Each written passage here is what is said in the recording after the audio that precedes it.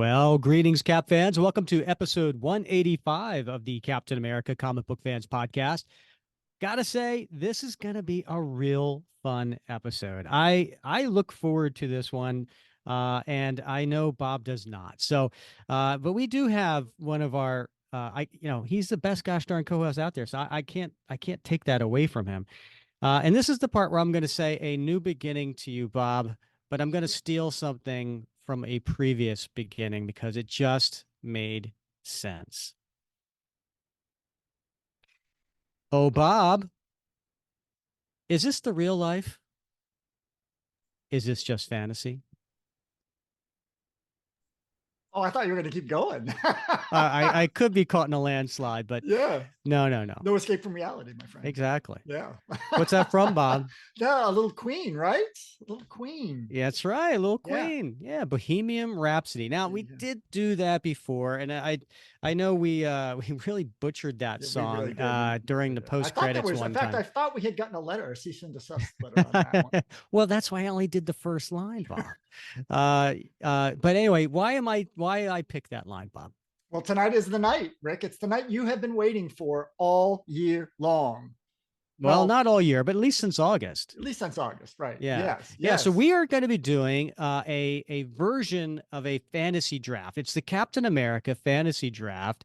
And this combines two of my biggest passions, fantasy football and Captain America comic books. And we had a great time. I had a great time back in August when we did this the first time. And we did it in August because that's around the time of year when fantasy football drafts happen and buddies get together and go through and pick out players and so on. And I highly recommend if you haven't listened to that episode, it's episode 151. And we had a lot of fun where it's just Bob and I. We went back and forth picking characters from the Captain America mythos and then coming up with our story. And then ultimately what happened was we pitched our stories to the Facebook group and people voted on them. And, we had a lot of fun with that as well. So tonight, Bob, we're expanding it. We have two listeners joining the show and can't wait to introduce them in a few minutes here. And they're going to join the show. And the four of us are going to battle it out for characters. We're going to go around and this should be a lot of fun. If not, it will at least be a lot of hoots. Because I'm thinking there's going to be some laughs tonight, Rick. I hope I so. think there's going to be some laughs. I There's think it going to mostly be. could be laughing at me going, no, no, you can't believe you took that, Oh, that was like whatever. last time. Yeah. Yeah, pretty Yeah. much. Yeah. There were a Yeah, lot of some tears, but there yeah. was. Hopefully, no tears tonight, just tears of joy. Yeah, well, we'll go with that. Yeah.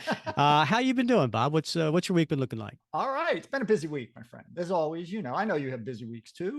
But it's nice to sit down with some friends tonight and have a little libation and dig in a bit on Captain America. And I think that one of the really fun things about this is you get some insight into people's thinking about what they look for in a Captain America story and the sorts of characters that they like to see interact with our protagonists. Hmm. So this can be a real window into someone's psyche. So from a Ah, psychoanalytic perspective, I'm looking forward to tonight and learning a bit more about our guests.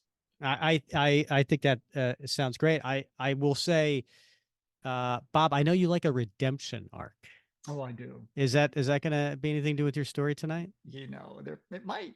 It might. Yeah, Yeah, there might be yeah. some curveballs thrown in there Okay. tonight. So, Oddball. yeah. Oddball is going to be joining us. He was a villain that was part of the Mark Gruenwald era, right? Oh, I thought you meant the big Japanese guy from Goldfinger. Remember him Odd with the job. bowl? Odd job. Yeah. Oh, Odd what? job. Oh, you said oddball, I right? said Yeah. oddball. Yeah. Well, Yeah. that's his younger brother. Yeah. Oh, okay. You didn't All know that? right. It's You didn't canon. think you maybe think about the General So or whatever, like the big guy that The was in sumo, yeah.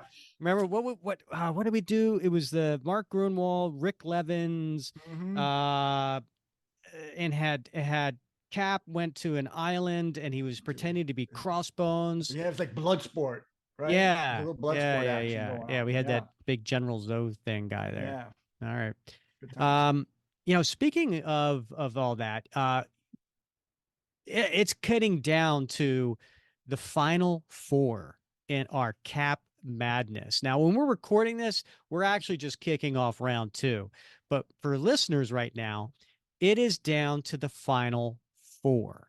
Now, Bob, if you had to guess from your seat right now, who do you think the final four are? Now, you might want to go into the Facebook group and actually I just posted earlier tonight Yeah. the bracket, right? So you could Yeah. see who's left and who's to Mhm. fight. Any guess on who the final four are? Well, I mean, I don't think I'm going out on a limb here where I know that two of them are probably going to be Kirby and Zach. So the Hmm. other two, that could be a bit. I haven't looked at it recently, so I don't know where we are on the bracket. But at this point, I mean, I don't know. I mean, I don't know who those other two will be. There's been some not no, there hasn't been any real surprises thus There's been far. a few. We actually had Well, a couple of because we've seeded it, and yeah. we had a few lower seeds beat some higher seeds. I think that happened like two or three times Mm-hmm. in the Mm-hmm. first round. Yeah. Well, all right. So maybe something will, come out of the blue on those last two and the last four. So I don't know. I don't know. Way to commit. All right. Yeah. Well, I don't like to, I don't like to go out on a limb, Rick. I've been there before. It's not, I don't like heights, and it's really, yeah. You don't like walking the wire. No, none of that for me. Yeah. Okay. Yeah. I like your new background. Thank you. Thank you. I've been getting a lot of mail from folks that they didn't like Uh, the boxes and paraphernalia just stacked in the corner behind me. And I thought, well, I could move my desk because my display is actually to the yes. left side of me. Yes. And I said, well, I could rearrange my office and move those bookshelves and get them behind me, and then I can move my desk. And then I thought, this I'm relatively lazy, and I could just take a picture and put it behind me, and that seemed like the shortcut that I could go for. So Yeah. here Well, we are. well done on the half-assery. Thank you. I think you nailed it. Yeah, You know what appreciate actually that. was? I think it was that letter probably was when you finally put that oversized picture of you framed Yeah. from the military. Right. Yeah. Yeah, I think Yeah. that was the last straw. Yeah. And Probably for a lot of folks. yeah, Yeah. Yeah. It was yeah. for my wife. She made me take it out of the bedroom. So We're not going to go there. Uh, all right. So, what Final Four do I think it is? yeah, Thanks good for question, Rick. asking. Yeah, absolutely. I'm going to go with because Mm, last year the Final Four was you mentioned two, Jack Kirby and Mike Zach, and there was John Byrne and Ron Lim. That mm-hmm, was the Final Four. mm-hmm, I think if I was a betting man, mm-hmm, that it is three of those four are still going to do it. mm-hmm. I think you're right, Kirby and Zach, Yeah, Burn will do it. and Yeah. Byrne. Yeah. I think it's going to be John Romita Sr. Ooh, I think it's going to be John Romita interesting. Sr. versus Zach and Kirby versus Byrne. Okay. Yeah. Okay. Yeah. Interesting. Well, we'll see. I mean, listen, Yeah. we're not in the future right now like our listeners. Right. You know, That's crazy. I know, right? Yeah. So yeah, I'm curious how that's going to all work Yeah. out.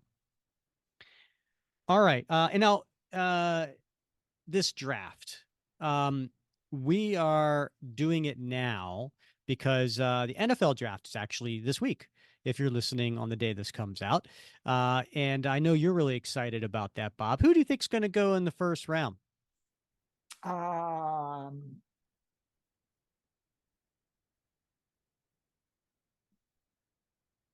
no idea. I know. Yeah, Nada. it's sports, Bob. It's Yeah. sports. Mm-hmm. But anyway, yeah, it's so that I'm a big football fan, so I'm actually looking forward to Thursday is the first round, and then Friday second and third round, and then Saturday is fourth through seventh round, and so that's why we're timing it now. That's why we're doing, and then we'll do this again in August when fantasy football draft season starts up again. So if you wanted to get on this episode and you didn't make the cut, you always got next August to do it, and so we'll keep that in mind. Anything else, Bob, on your list? We got any shows coming up, Rick? Well, next episode is a doozy. Mm-hmm. We do have a special guest that's going to be joining the show, artist Brian Hitch is going to Mm. be calling in all the way from London, south of London, from his studio. And for Cap fans, you may know him from, of course, Captain America Reborn and also the Ultimates. He did that, and he also did the covers of Captain America: Man at a Time. So he's had certainly his share of Captain America experience, and of course, he's known for co-creating the Authority, and did long stints on Justice League, and he's got a new series coming out.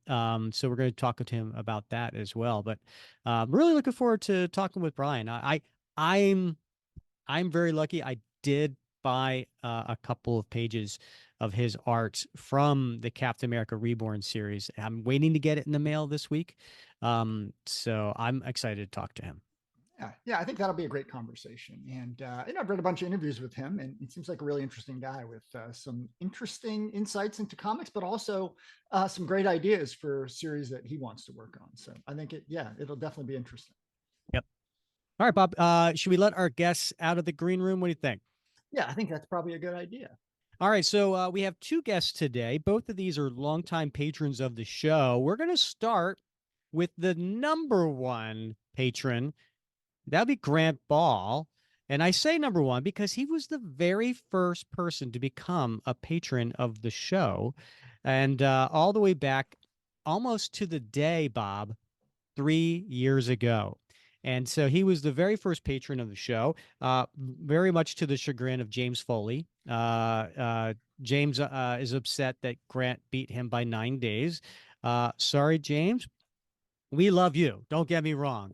And if something horrible happens to Grant, you will then take that place. But in the meantime, we are pleased to have number one patron Grant Ball on the show. Hi, Grant. Hey, happy to be here. I did not know I was number one. I'm Hmm. a little surprised by that because I think I found the podcast a while after you guys had started. So that's interesting. Hmm.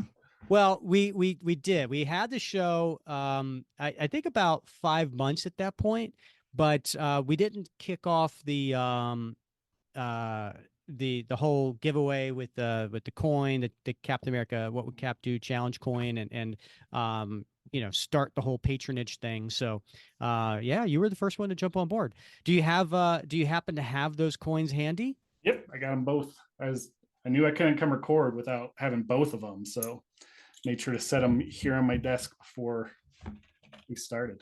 Yeah, in case you get challenged. Exactly. In case I get challenged twice, even. I mean, there's three of you here, so I don't know what's going to happen. Awesome. And then yeah, we also want to introduce our other guest today.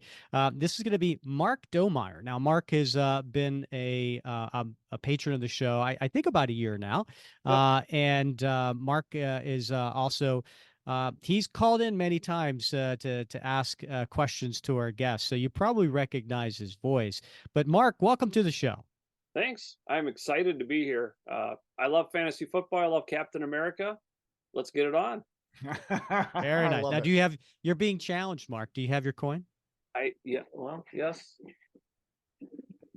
There we go. I got mine Uh, too.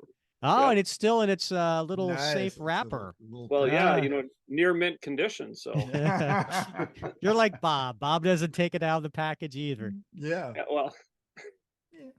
I'd have something that would be inappropriate to say there. So, It's No, gone with no, my mind as well, Mark. So. Yeah, that's all right. Casey's still waiting. okay. All right. Well, welcome to the show, both. So, let's get the listeners just a little bit background on you guys. So maybe Grant, you could tell us, where do you live and how did you get into Captain America? Yeah, so I live in Utah, and I'm not entirely sure how I got into Captain America. Like I grew up in the '90s, so like the X-Men cartoon and the Spider-Man, they were big parts of my childhood. But the first recollection I have of seeing Cap was in the book, like the Ultimate Guide to Spider-Man, and there's a page with him on it, and I can't remember exactly what it says, but it's something like Cap thinks that Spider-Man has a good heart, but he lacks discipline and stuff. And I thought, man, this Captain America guy sounds like he has a stick shoved up somewhere. So I don't know how I went from that to loving Cap being like my defining personality trait. And so like I've since started a TikTok called Cap Facts where I just share about Captain America, and it's Cap consumed. Facts. Yeah, I love that. yeah. Start each one saying Cap Facts. I love it. And even gave a presentation at a convention here last September, and yeah, it's just consumed my life. Well, Bob, I gotta say, I am a little impressed that you even know what TikTok is. Yeah, of course. I've got a 14-year-old. Of course I know what TikTok is. Ah, Yeah. And I've shared a few in the Facebook group. I try Yeah. not to because, not my space exactly, but That's where he gets all his parenting advice for me. So yeah, it's very helpful in my life. Very cool. Well, welcome, Grant. All right, Mark, how about you? Where are you from and how'd you get into Cap? I'm starting to think I've avoided TikTok like the plague. Maybe I'll have to get on there. There might be some redeeming value to it other than my junior high English students dancing and taking selfies on there or whatever they do. So Right. Yeah. I live in southern Minnesota. As mentioned, I teach junior high English. That makes me somewhat certifiable in many ways. Captain America is one of those. I don't know. My parents got me a subscription to the Amazing Spider-Man back in '79, and then I liked it so much that they told my godparents, and they got me a subscription to Captain America just randomly. I don't know. They picked a title or something, and those are my two favorite characters. Cap's number one, Spider-Man's number two, and yeah, something just like Grant said, something sort of draws you to Cap. Something about his character and everything else, and those stories in the early '80s and so on. I got in right up leading toward number 300 with the big battle with the Red Skull and stuff. So I got Oh all the yeah. good stuff right away, and then Grunwald took over, and yeah, it's been amazing. Love it. Awesome. Yeah. And you guys not only have been patrons of the show, and we do appreciate your support. So thank you both for that. But you're also pretty active in the Facebook group, right? And you like to share things, comment on things. Have you guys been paying attention closely to the Cap Madness bracket? And is any of your favorites still in it? Are you hopeful?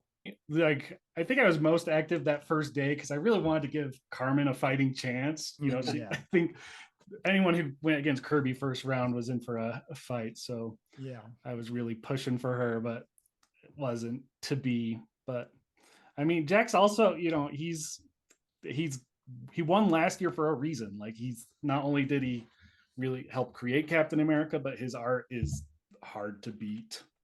How about Yeah. you, Mark? Well, I agree. I actually was with you. I voted for Carmen in that first round too. Again, no disrespect to the king, but it's who do you like the best, in each one. And Carmen just grabbed my attention with some amazing art.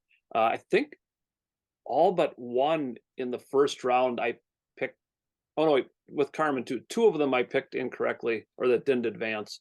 Um, it's fun every day. I little secret. I do lunch supervision. I have kids at recess and stuff, and that's about the time when you put the new poll up. So I'm pulling my phone out, making sure nobody gets a ball to the head and checking so I can vote right away. Most days if I think of that. So yeah, I love it. It's such a cool thing, and being a sports fan, I appreciate it on a lot of levels. And talking about being a sports fan, let's get into the draft.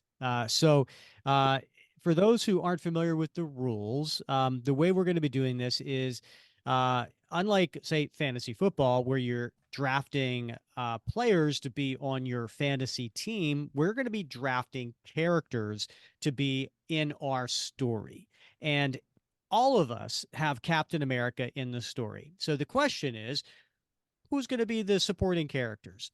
And so to make it interesting, and we're going to do 8 rounds. So every one of us is going to have end up with 8 characters on their story. But to make it interesting, there's a couple of rules we have to follow. So just like in fantasy football, you have to have a quarterback, you have to have a running back, you have to have a wide receiver. So in here, there's a couple of prerequisites, right? So you have to have a love interest, at least at least one love interest. Number two, you gotta have a villain, at least one villain. Number three, you gotta have a former foe turned ally, a la Hawkeye. right? Hawkeye used to, in the very beginning, was a villain, but he then became a friend. Fourth, you got to have a civilian. Now, I got to set this straight. What is a civilian? Because Bob's like, yeah, Sergeant Duffy, he's a civilian. All right. So let's figure this out. A civilian in our terms is somebody who doesn't have any powers and doesn't fight crime.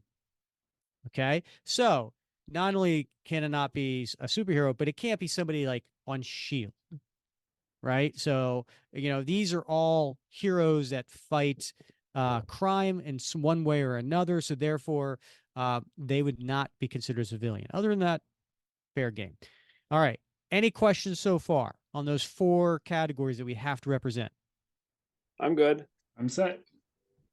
All right.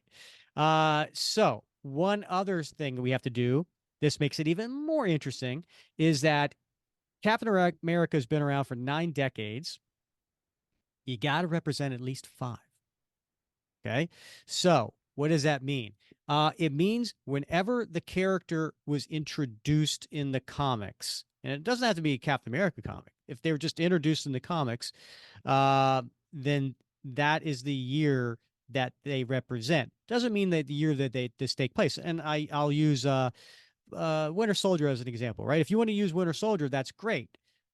Bucky Barnes was introduced in the 1940s, so there he represents 1940s, even though you may be doing Winter Soldier in modern time. So we got to represent 5 of those. So keep those in mind. Now I'm going to have a chart, and I'm going to be adding all of these as I go along. And at some point, I will share it on the screen so that everybody can kind of get a regroup of what's going on.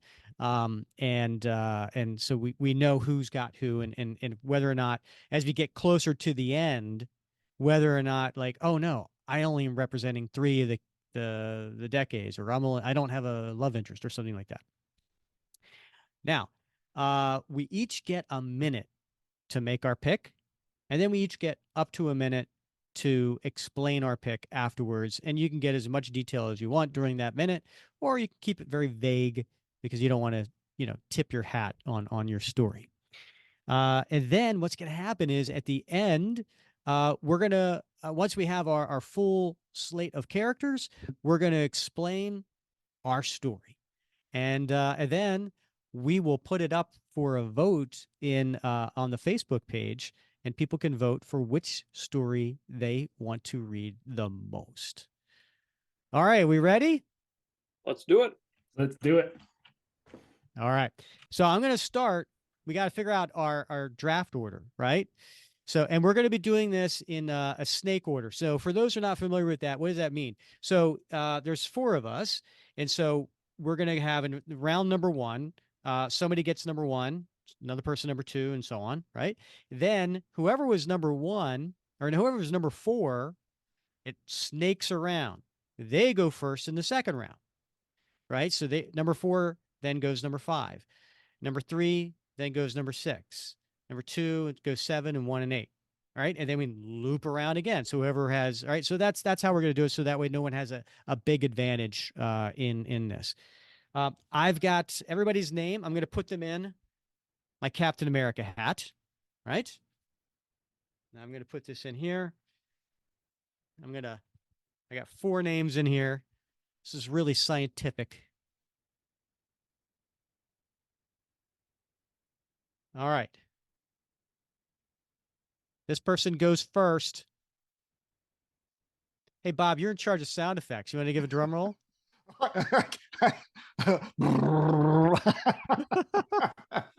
a minute. Was that that's like a motorboat. I don't know what I know. I was about to ask. Are you drum rolling or are you motorboating somebody? What are you doing there? All right, here we go. All right. First pick in the draft is me. Now this really How do we sucks. know? This really sucks. I'm not happy with this because then that means I don't pick again until number 8. Well, I don't know. We'll see. Okay. All right. All right. We can make trades, by the way. You can make trades. All I right, like here some we of go. that original art you have back there, Rick, if you want to trade when we get to that. Number 2, Mark. Woo! All All right. Here we go. Number 3. Pick number 3. Bob. Come All on. right. All right. All right. All All right. right. And Grant, there you go. Just so All right. everybody knows that I didn't plant this. Grant is number 4. Now, I'm still not convinced there's not some sleight of hand going on there. I'm editing this all out. All right. Now listen, if people want to make a trade, make a trade. You want to say, hey, I'll trade you, that's fine. We're open to that. I'm ready to go, man. I am so ready. I know All you're right. drafting Caleb Williams first, Rick, so we're all good. Oh, wait, Captain America. Yeah, okay. Not to confuse Bob. So is there any do I have to offer something for a trade? Because I would love to go first instead of fourth, but I got I don't know. Who's your first pick going to be? I can't tell you that. Because even if you don't care, there's going to be 3 people before me if you don't swap. See, the problem is, there's 2 characters that are really important in my story, and I'm pretty sure those 2 characters are going to go in the top 5. I now have to pick which one is more important to me. All right, Mark. With me going number 1, this is going to be really tough because I don't go again until pick number 9, I want to say. Oh, no, pick number 8. I don't go again to pick number 8. So I can kiss the second person that I want goodbye because I just have a feeling they're going to be taken. You don't have to put me on the timer. I'm ready to go. With the first pick in the 2024 Captain America Fantasy Draft, I'm going to go with the first pick that I made back in August, and that is one James Buchanan Barnes. James Bucky, he first appeared in Captain America comics back in 1941, so I am representing the 40s. The reason I picked him is that he is an important character in Captain America Steve Rogers' life. And that being said, that is secondary to how important he is to the story that I am developing. More to come on that. All right, Mark, you're on the clock. Well, I was happy to hear that. I thought you might go the same direction, and I'm glad you did, because you did not take my consensus number 1 overall draft pick. I am drafting from the same decade as you, the 1940s. I am taking the Red Skull. Captain America's arch enemy. First appeared in Captain America comics number 1. And how can you not want Cap's greatest villain? He too will play an important role in the story that I have in mind. And I am more than happy to get him at the number 2 pick. I have no doubt he'll perform at the level of a first round number 1 overall draft pick. Red Skull to Team Mark. Yeah, we should all have names, right, for our teams. I wasn't prepared for that. that was a terrible name. I wouldn't come up with that on a normal day. Okay. All right. So Bob, you're on the clock. All right. Well, I'm pleased as punch at your first couple picks because that leaves the board clear for none other than Baron Wolfgang von Strucker, who first appeared in Sergeant Fury number 5, but of course he also appeared in various Captain America stories, notably Captain America Annual number 10. So he's going to be the main villain in my story, and therefore has a central role to play as the key antagonist for what's going to go down, my friends. It's interesting about Von Strucker. Cap has very little interaction with him at all. Mm-hmm. The only interaction really that I recall was against Von Strucker LMD in the Roger Stern, John Byrne era. Right. Well, and I mean, yeah, he doesn't have a lot. He, as I said, in Annual number 10, but of course he, also dealt with him in the Invaders stories, and notably the Marvel Universe Invaders. What was it, a 4-issue miniseries arc? So yeah, very underutilized in the Cap world. Much more common in the Fury world, but maybe there's a method to my madness. And what year did he debut? 1963. All right, I'm I adding gotta him in. I got to tell you, Bob, that was if Rick would have taken Red Skull, I had Baron Strucker on my Did you? radar as a All possible right. pick there. Yeah, Yeah. good pick. All right. You know what, Bob? I'm really proud of you. You know, I kind of feel It's a like lot to, I kind of feel like I've helped shepherd you a little bit here, yeah. Oh, you because have. when Yeah. you go back to episode 151 and your first pick was Sergeant Duffy, Mhm. wow, you've come such a long way. Yeah. Going with a major Well, we'll see. villain Yeah, and but hold that. Hold that beer. We're not done yet. All right. Now Grant, you're on the clock. What do you need All the right. full allotment, or do you know what you're I going? don't. I know what I'm going for. Bob had me worried for a second because I am also going for a Baron, but I am going for Baron Helmut Zemo. Nice. He was introduced in Captain America 168, which was published in 1973. He first appeared as the Phoenix, but later took on the role his father had taken as Baron Zemo. And what year was that again? 1973. 1973. Yes, we covered that episode. We covered that issue on the podcast. And we actually had some clips from the record spliced in there. It was a lot of fun. Well, so this is the part where you must be really ecstatic, because like you were like, this guy's really important to my care, and you were worried and now you have back-to-back picks. You got what you wanted, and then you have the first pick in the second round. Yeah, this is working out much better than I had expected being fourth, because I am going to take probably one of the higher picks, which I am going to take Sam Wilson, aka the Falcon, aka Captain America. Oh, he just laid it down. Yep, he was introduced in issue 117, which was published in 1969. I got to tell you, one of the most interesting things about the last draft, Bob and I went 10 rounds, 20 characters. Sam Wilson wasn't picked. That blew my mind. That might be why I picked you. I think I might have been subconsciously influenced because I listened to that just before this. And I was like, Sam probably going to be popular this time. I'm going to grab him before anyone else can. Very nice. All right. Bob, you were on the clock.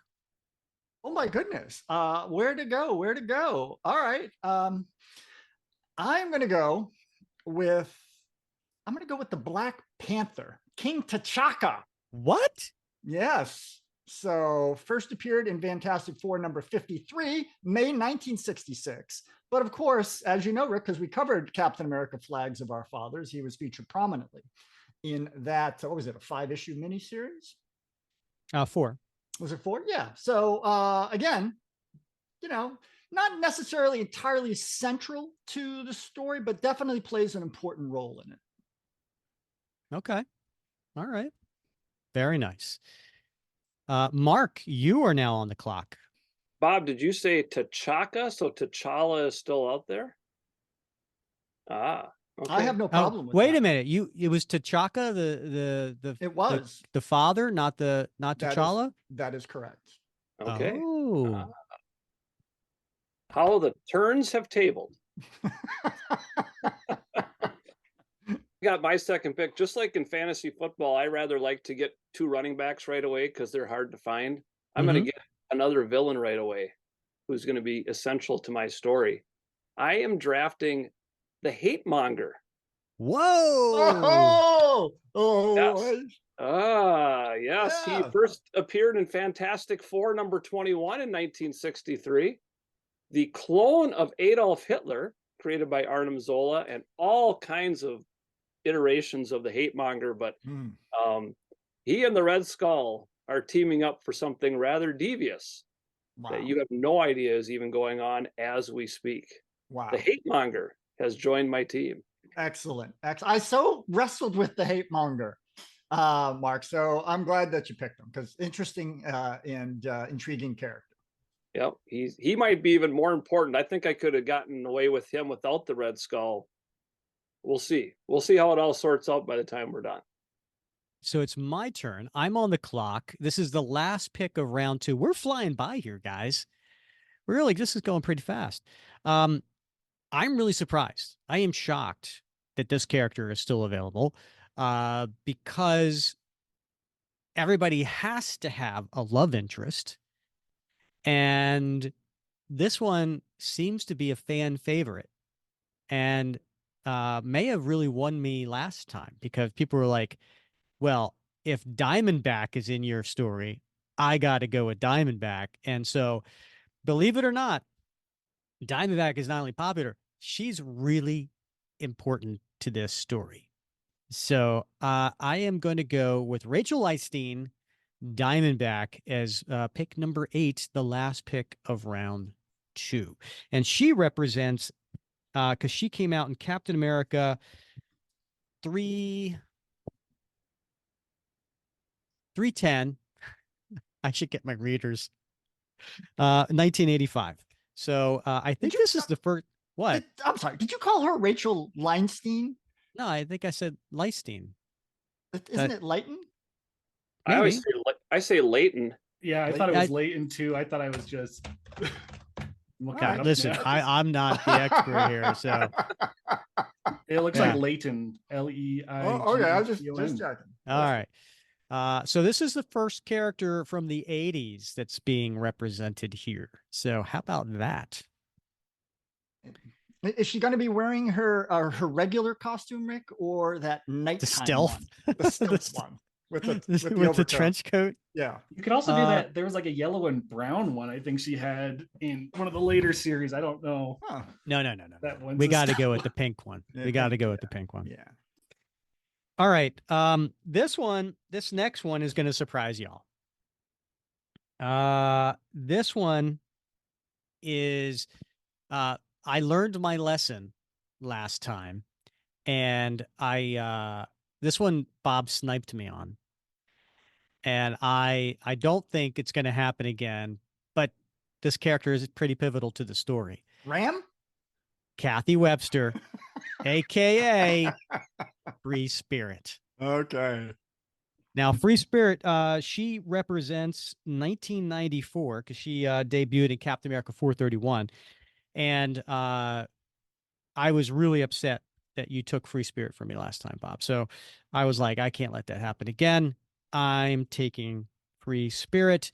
Now, who is Free Spirit for those who don't know? She was a young lady who was taken by Superior and transformed into peak physical condition, much like a Steve Rogers, but for a young lady. And so she has the strength and stamina, peak whatever. So she's a pretty good combatant. And she was an ally of Captain America back in the 90s. So more to come on why I chose her a little later. I gotta say, it seems like you're just picking the same team as last year. I'm a little disappointed, Rick. Ooh, okay. All right. Ouch. So yeah, I do have Bucky and I do have Diamondback from last year. I don't have Free Spirit from last year. So that's a new one. Cut me some slack here, Grant. Yeah. Well, but you wanted to. Like, I'm just He look at the joy on his face, Grant. Come on. never I getting guess when, invited back when you're the champ, why would you change things up if it's working that way, right? Nice. Thank you, Mark. Yeah. Thank you very I mean, much. I I plan appreciate that. I plan to dethrone you, and then we'll show up in your draft strategy. Okay. All right. We'll see how it goes. All right. Speaking of which, Mark, you've had a lot of time to think about your pick. Who's it going to be? I have, and I've actually debated a little bit, but I'm going to take my foe turned ally, Hmm. and I am drafting the U.S. agent to my team. Nice. John So, Walker. John Walker. So he's got I mean, if you want his first appearance as the U.S. agent, that's in Captain America number 354 from 1989. But we all know that previous to that, he was the Super Patriot and Captain America himself. And of course, he and Steve Rogers had some pretty epic battles, but he's on the side of the Angels now, or is he? And yes, the little volatile at times is John Walker, and so we'll see how he fits into things. But my foe turned ally from the 1980s is the U.S. agent on my team. That's a good one. That's a totally good one. And by the way, not only is Diamondback a love interest, but she's a foe turned ally. So I got a 2-for-1 with that one. Yes, you did. All right. I actually got a 3-for-1 with that one. I'll explain later. All right. Bob, you're on the clock. What you doing?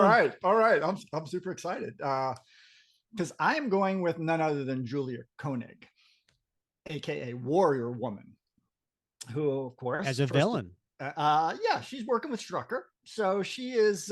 She first appearance was in Vader's 16, February 1977. But she's appeared in some Captain America stories, including Captain America 2001 Annual, and of course, the United States of Captain America, the most recent iteration of her. So definitely, I like that black leather, right? So I could not leave her out of this story. Very nice. Is it skin tight, Bob? It is, Rick. Thank you for asking. Okay. All right, Grant, you are on the clock with the pick number 12, last pick of the third round. Right. My next pick is also a former foe. I am picking Jack Monroe, aka Bucky, aka Nomad. He was introduced in Captain America Comics issue 76 back in 1954, though back then we didn't know it was, although I guess it would actually be in the Young Men comic. I didn't look that up, but I assume it's around the same time. It was. You're right. I'm ashamed. Yes, it was actually in 1950 in Young Men 24. And Wait, 1950? They were that far apart? Yeah. Young Men 24, 1950. You know why I know that, Grant? Because I was going to pick him. Yes. We both were, Rick. Oh, that's good. I wasn't, so I guess I'm out of the loop. Is that your former foe turned ally? That is my former foe turned ally. Son of a... I can't tell you. Hey man, my mom's gonna listen to this. You can't be. Yeah, I do like the pick, Randy. I remember him floating through my mind because when I started reading Cap, that's when he was Nomad at Cap's side back in like the 290s, 280s, and stuff like that. So, really nice pick there. Not happy. All right, kicking off round 4, Grant. Who do you got? Okay, this one. I'm going to go for a love interest this time. And I am picking Cynthia Glass, who was introduced in the Adventures of Captain America miniseries. What year was that? Bob's giving a look. I don't know if I'm missing another fact. That'd be embarrassing to be wrong twice. No, I think you're right. You're right. No, yeah. Okay. So it was published in 1991, and she was one of the agents working on Operation Rebirth and was an early love interest of Steve Rogers, though it later turned out that she was a Nazi double agent. Yeah, that actually, I was surprised. She made our top 10 love interests episode that we did. Bob, when was that? We did that. It was like in Valentine a few years ago, wasn't it? It was, yeah. She did make it, and yeah, you know what's funny? I was thinking about this the other day that we did not include Gail Richards from the Ultimate series in that whole list. So I was kicking myself last night about that. Yeah, that was a fun episode. If you want to check that out, it was episode 123. It was Captain America's top 10 love interests, and including some honorable mentions. Nicely done, Grant. Cynthia Glass is pick number 13 in this draft. Bob, you are on the clock. Oh my gosh. So yeah, it's getting tough now since a couple of my folks have been picked. So I've had to readjust here. So all right, I'm gonna go with Red Guardian. So this is the first Red Guardian, Alexei Lebedev. So he first appeared in Namor, the Submariner Annual #1 from July 1992. But he was featured in some Cap stories as well, including notably Captain America Annual 13, which is a great story if you get a chance to pick that up if you haven't read it yet, September 1994. And so he is my former enemy turned ally. Very nice. All of us have foe turned ally checked off. Two of us have a love interest. Everybody's got villains but me.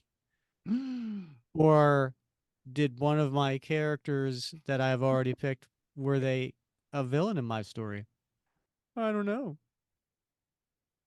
Oh, I didn't know. They're throwing a loophole here. There's a loophole. I love it. All Excellent. right. Mark, you're on the clock.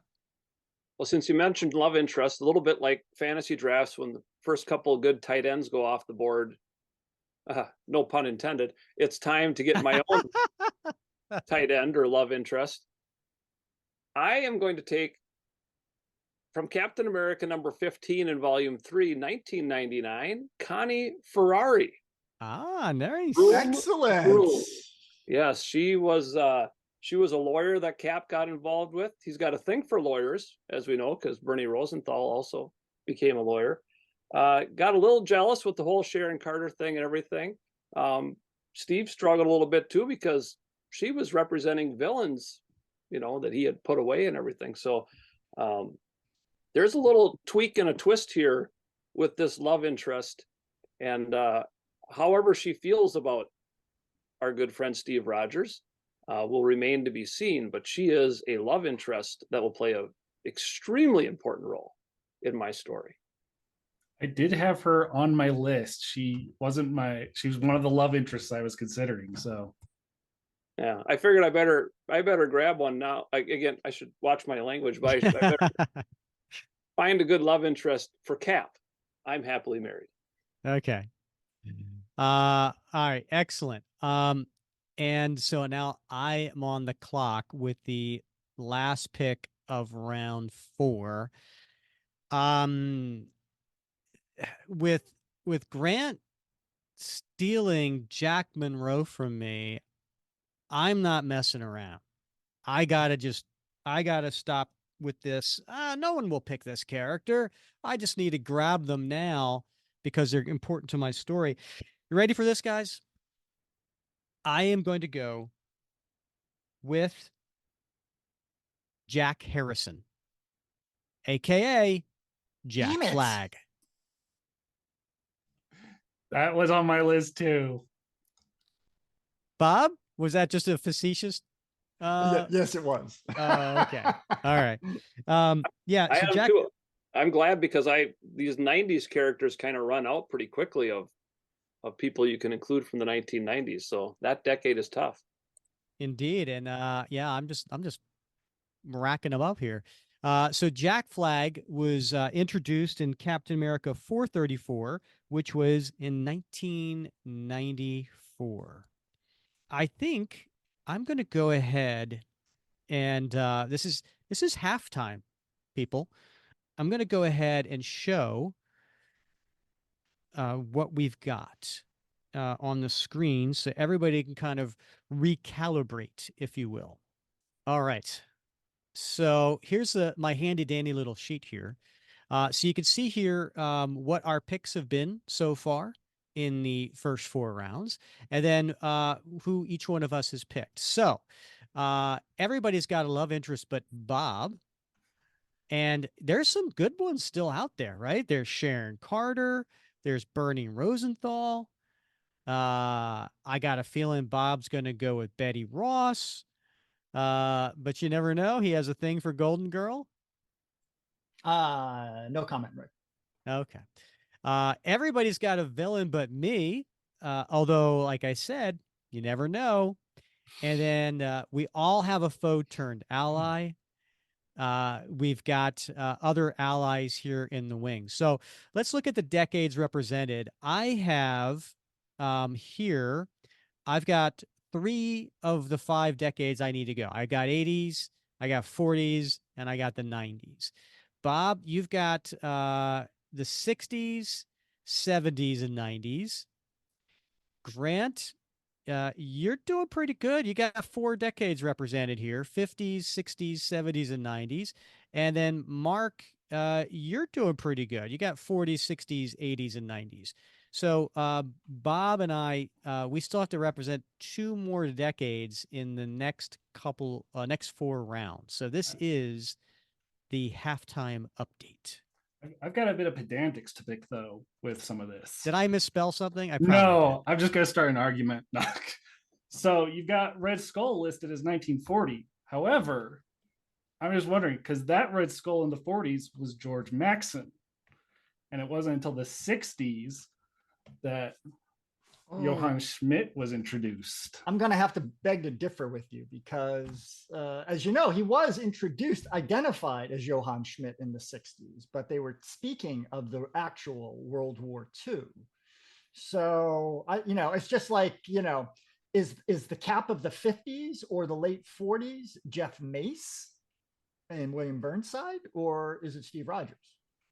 Yeah, I got to go with Bob on this. I think you're right, Grant. The very first Red Skull that was introduced was the imposter Red Skull.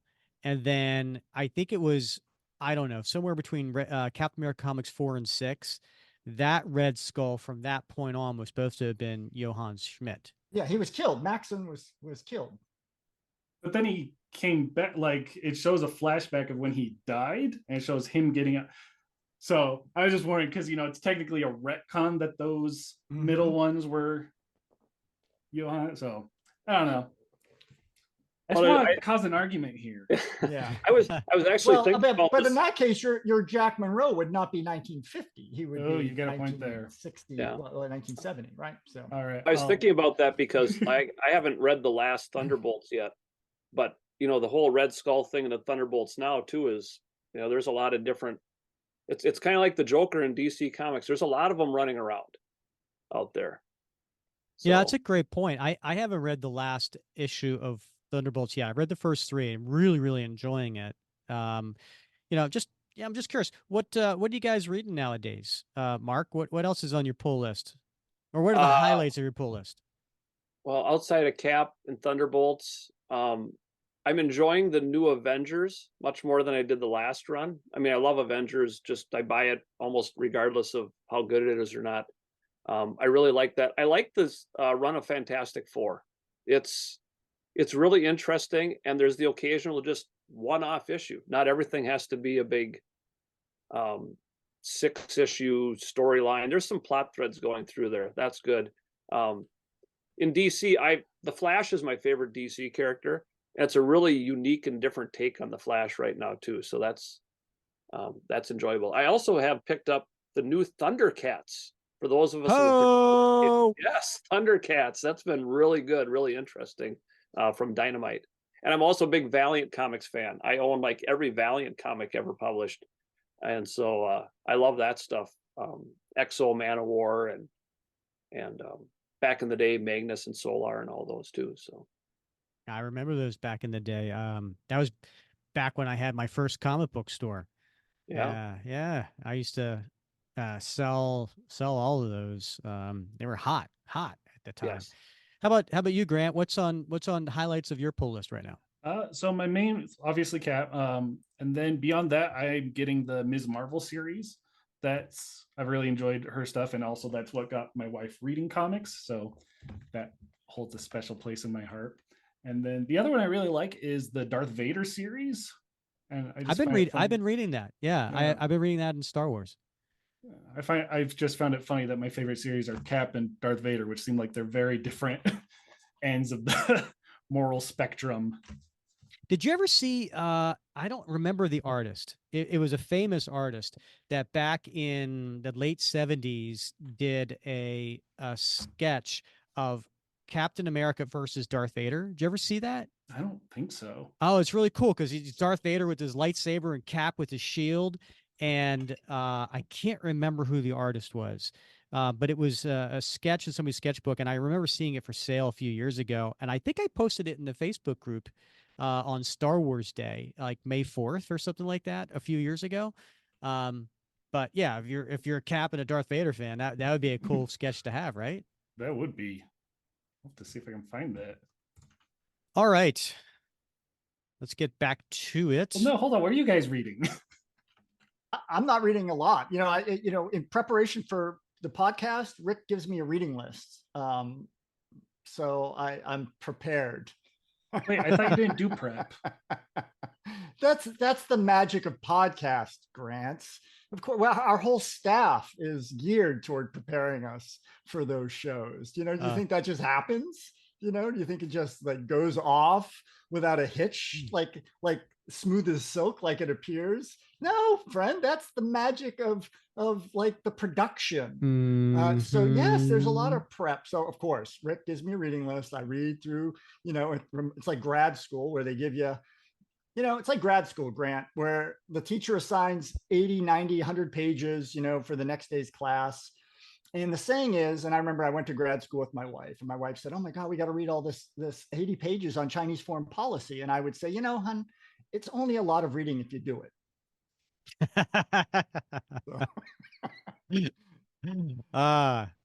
That's a long way to say he's not reading a whole lot else, Mark. Yeah, I haven't read a lot recently. So my number 2 character is Daredevil, and I'm really behind on it. I have all the issues, but I need to get caught up on that. I'm one of those guys. I probably would be a save for trade kind of guy because I don't like to read issues one at a time. I like to wait till like a story arc is done and then I read them all, except for Captain America because I'm like I got to get to the next one. I need to know what's happening, right? And then so I have a whole bunch of Daredevil I need to read, and then so I do Cap, I do Daredevil, I'm doing Thunderbolts because of Jackson and Colin continuing the story where they left off. So I thought that was really cool. And then I do Star Wars and Darth Vader, and I gave up on DC about a year or two ago because I had a stack like this big of Batman and Justice League, and then over the course of I don't know several weeks, I read all like 3 years worth of Batman, and it was all the Tom King stuff. And I got to the end of the Tom King story. I was like, I'm done. There's anything else is just going to be like a repeat, you know? So I end up stopping on DC. Well, I got to tell you, I should have mentioned the best of DC now, I think, is World's Finest by Mark Waid. It's fantastic. I Man of do Batman. love Mark Waid. I do really enjoy him. And he lives up to it. He even did a little Teen Titans miniseries along with it, World's Finest too. And it's, if you want to, get a trade or something at some point, those are worth reading. Mark Waid is above average, up to par, fantastic. He's very, very good there. All right, I'll have to check that out. All right, should we get back to the draft? We're halfway through. Let's do this.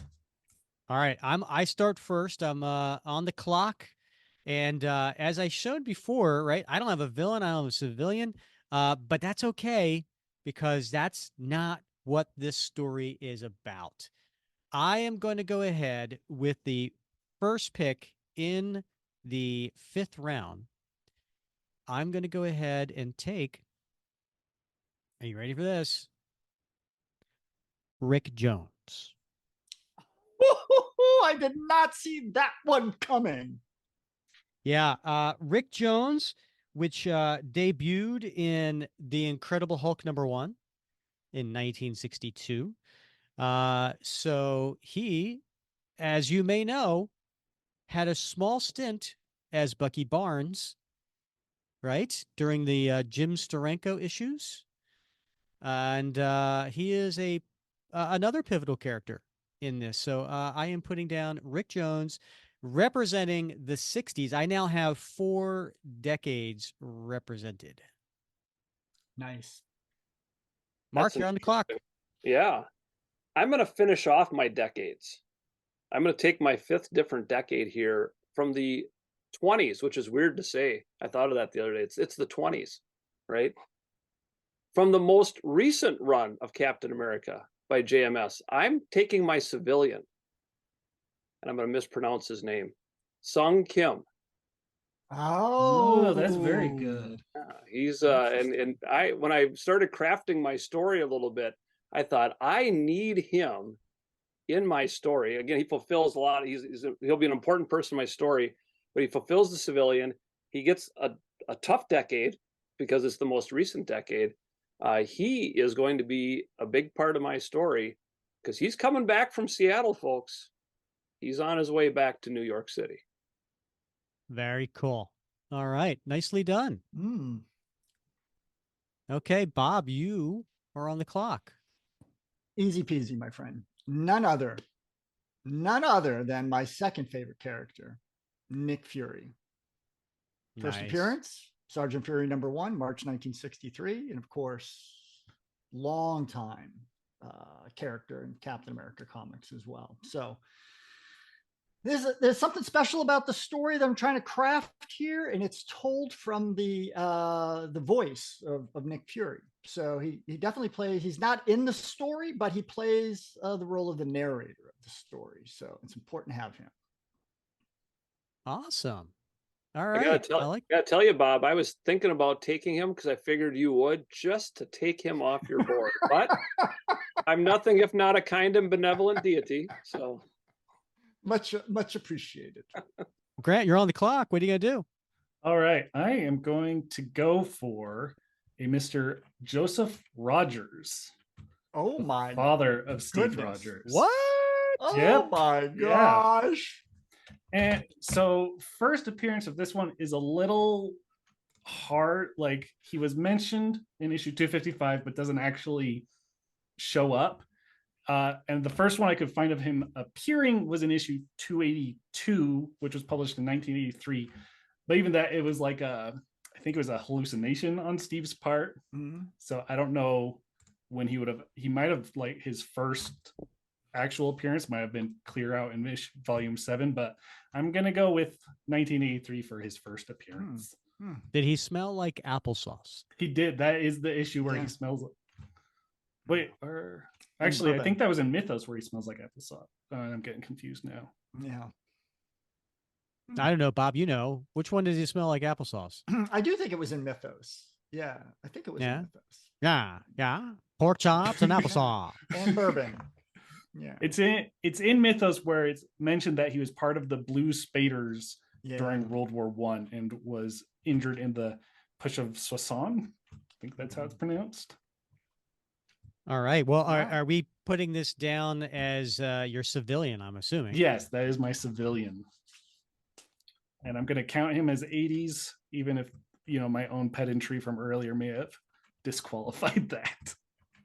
Nicely done. And Back to Grant's Rick, all right. right? So you're kicking off Oh. round Oh. 6. You are Yeah. pick number 1 in round 6. Who are you going for? Yeah. I am going for the Anti-Cap, who was introduced in the Captain America and the Falcon series back in 2004 as another attempt Wow. at creating the super soldier serum. That is a deep reach. Nicely done. What year was that?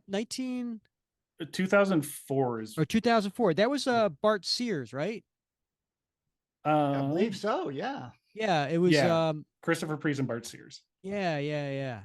Wow, we haven't seen or heard of him in a long time. Yeah. So somehow Baron Helmut Zemo gets a hold of this guy, huh? You'll just have to wait and see. I can't reveal my secrets. All right. Okay, fair enough. Bob, how about you? You're on the clock. Oh, thank you. Rick, I don't want to disappoint you. So I am definitely going with my civilian. Sergeant. No, just kidding. Betty Ross. Betty Ross. Yes. Now that's your civilian. Now that's your love interest because she's not a civilian. She was a hero. is. She was, but she's no longer a hero. She ended her career as a journalist. I'm sorry. That She's not does not count as superpowered. civilian. That cannot count as a Yes, civilian. I'm going with She that was a loophole. hero. She's No, no longer a hero. She doesn't was a perform as a hero. hero in this story. She is a civilian, a journalist. So, and I don't want to give too much away at how she's used, but she's no longer a hero. She's retired as a hero, and she is performing as a journalist, as she did in the 1950s. All That's right. all I'm going to say. All right. So here, I'm going to have to pause here. I think I hear you. I hear what you're saying with trying to do a loophole. Mm-hmm. I'm going to Well, put it up. It's, we're all going to right. put it up to the rest of the gang here. Betty Ross, right? Golden Girl. Is she a civilian based on the rules that we applied at the beginning of this episode? See, I'm also thinking, because she was an agent even before then, wasn't she? Like she was always part of. But she ended her career after her and Jeff Mace retired. They retired to Glendale, New York, where she became a journalist along with Jeff. And in the 1950s, because I know you're familiar with those, knowing Young Men 24, in Captain America 77 and 76, she was a journalist. So she exhibited no superhero powers. She performed no superhero role alongside Captain America. She was simply a journalist. So, I mean, it's a loophole, but so would be like turning a hero into a villain who has never been a villain before. By the way, nobody's doing that, right? I only suggested that. I never said that's not. I haven't picked anything yet. I haven't done that yet. I know. I'm just saying. I know you wouldn't do that, right? Because that would be a loophole. So, all right, guys. Votes here. I need to hear whether or not Golden Girl is a civilian. Well, I want to hear if Mark has any arguments for his. Well, geez, I tend to lean toward Bob's ability to use her in that sense. I had a few characters that I was considering for different things that I haven't used that, like, well, I think I can make an argument that they're this, or I think I can make an argument that they're that. Like Fabian Stankiewicz, I had on my list as a potential. Well, is he a foe turned ally? Is he a civilian? Is he, because he started in the Avengers as this crazy guy. It was one of those, well, I don't know, AmeriCop. Is he a villain? Is he whatever? And I figured I could make an argument no matter what I wanted to and be very persuasive. I'm okay with Bob using her in that sense. It's down to you, Grant. The pressure is on. I mean, I do have a backup. I could definitely use a backup. But hold on, I have a clarifying question. So you're saying you would be using her in the story after her career as a crime fighter? Indeed. Okay. See, on that, I vote because she still has the training and could act as a hero versus, I feel like a civilian. Don't we all? Someone who. Don't we all, Grant? Don't we all be heroes in our own stories? Yeah, but I'd get laid down flat by the Red Skull in 3 seconds. So. Or she'd have a chance. Don't underestimate yourself. My vote is that she doesn't count. But it's a tie.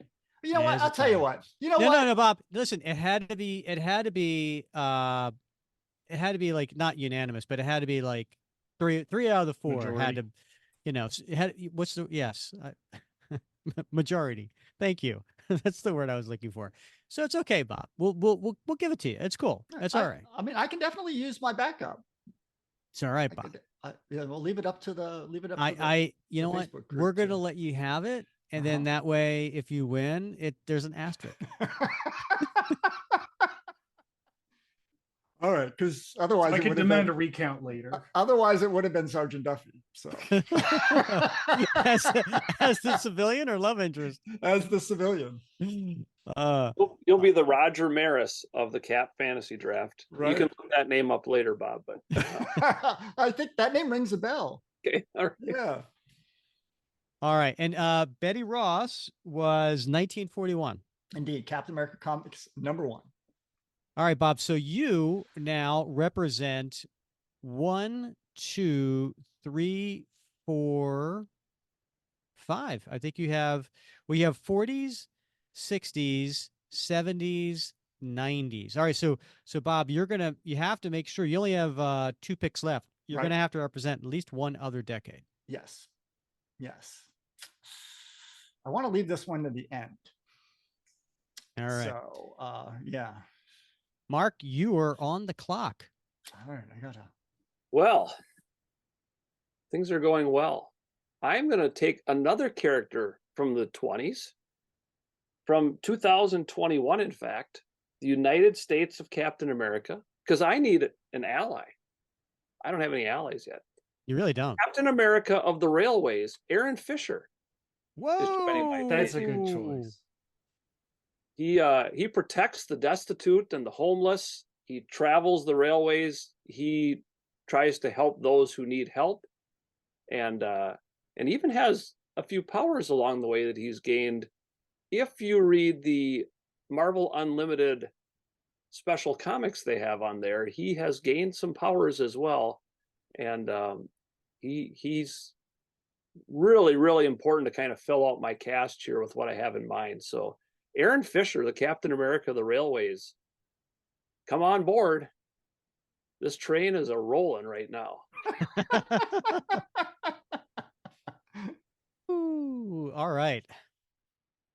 I am now on the clock. You know what? I'm going to tell you right now, Mark. You might want to set the timer. All 'Cause, right, it's going. Okay. I need to look something up here. Why don't you guys talk amongst yourselves on who you think is the best pick so far? Mm. Oh, it's just so hard to tell without the background context. Wouldn't you agree, gentlemen? I mean, you got to know the story idea.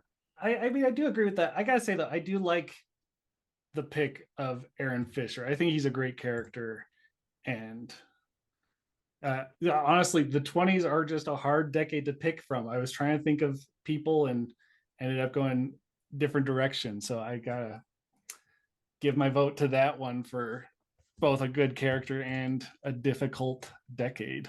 Yeah. Thanks. Yeah, I wasn't sure how I was going to like that series, but when I read it, I went, "There's some really good material here, some things that we can grow with and add some new characters to the mythos of Cap." Yeah. And now that he's got some powers, right? I mean, he really brings something to the game. Yes. Yep. So, indeed. Yeah. Indeed. You're at a minute, Rick. You need to make your pick. Ooh. Okay, when you put it like that. So I am running into a problem now, because I have what, three, one, two, three, four. I have five picks. I have three left, and all three that I want are already in decades that I've done, and I need one more decade. So I have to make a tough choice here. This feels like stalling to me. It really does. It really does. All right. My villain. My villain. Slow. Ready? My villain is My villain is Kang. what? Okay. It'll all make sense. That's a good choice. So he was like, my story was centered around a villain, and King was one of my top choices for a villain. So you barely dodged me sniping that one, which I could tell you were attached to it by how long it took you to choose him. I don't know what you're talking about. Yeah, so Kang was introduced in the Avengers #8 back in 1964. He is really a very pivotal part of this. So unfortunately, I now represent the 60s twice, the 90s twice, and then the 40s and 80s. And so I need to get another decade here soon. Kang is really a great villain when he's used really well, which isn't always. Mm-hmm. I would say Avengers Forever, that first series that he was part of, is one of the best stories with Kang, and how that all seems to make some sense when you read that. So it sure helps fill in those potential loopholes in the story too. So I also really liked his in the Man Out of Time miniseries, because like I had read that first and then like went back to the Avengers 8 one, and it just seemed like a big, missed point in that Avengers 8 where King doesn't talk about how Steve's in the wrong time. And so I really liked how they emphasized that in the miniseries. I think I'm on the clock now, right? So with the first pick in the 7th round, you go ahead and put me on the timer All right, you're being timed. and talk amongst yourselves because it's going to take me a minute. For the guy who probably has more fantasy draft experience, I know. I'm the only one who probably comes close to you, Rick. But I mean, I'm at least glad you have some, Mark, because like when Rick messaged me asking if I had any, and I had just listened to the one last year, I was like, Rob didn't have any experience. I don't have any experience. I feel like we're running for its experience. I've been doing fantasy football for about 30 years now. I love it. I've done some basketball and baseball too, but nothing matches football because there's just, first of all, you don't have to worry about it every single day like you do baseball and basketball. But I do a little. A lot of people don't know it, like, because I don't do the sports stuff, but I do the fantasy Sunday morning talk show lineup. So, Meet the Press, Face the Nation, those sorts of, just like setting up my perfect, my wife and I, we just set the perfect panelists. Rick, you're over a minute now, actually, because we get long-winded here, shockingly. Okay. Yeah, this is tough. This is the whole time slide of the Marvel universe. I feel like there should be some sort of penalty for this. Yeah. Okay. All right. I hear you guys. You know what? I'm painting myself in a corner by picking yet another decade I already have, but I think it's a fun pick, and I think certain people out there are gonna enjoy this. I think it's a very niche pick. Okay, don't get me wrong, very, very niche pick. You ready for this? I am going to pick from volume 2, Ricky Barnes. Ooh, that's a good one. Wow. Ricky Barnes. So that is she appeared in volume 2, number 6 from 1997. All right. That's an interesting pick. That's for sure. You had me on the edge of my seat for a minute, Rick. I got to tell you, I was a little bit, clenched, if you know what I'm saying. So I was all a quiver in anticipation. So I was just waiting. I don't know what you guys are all about. All right, Mark, you are on the clock now.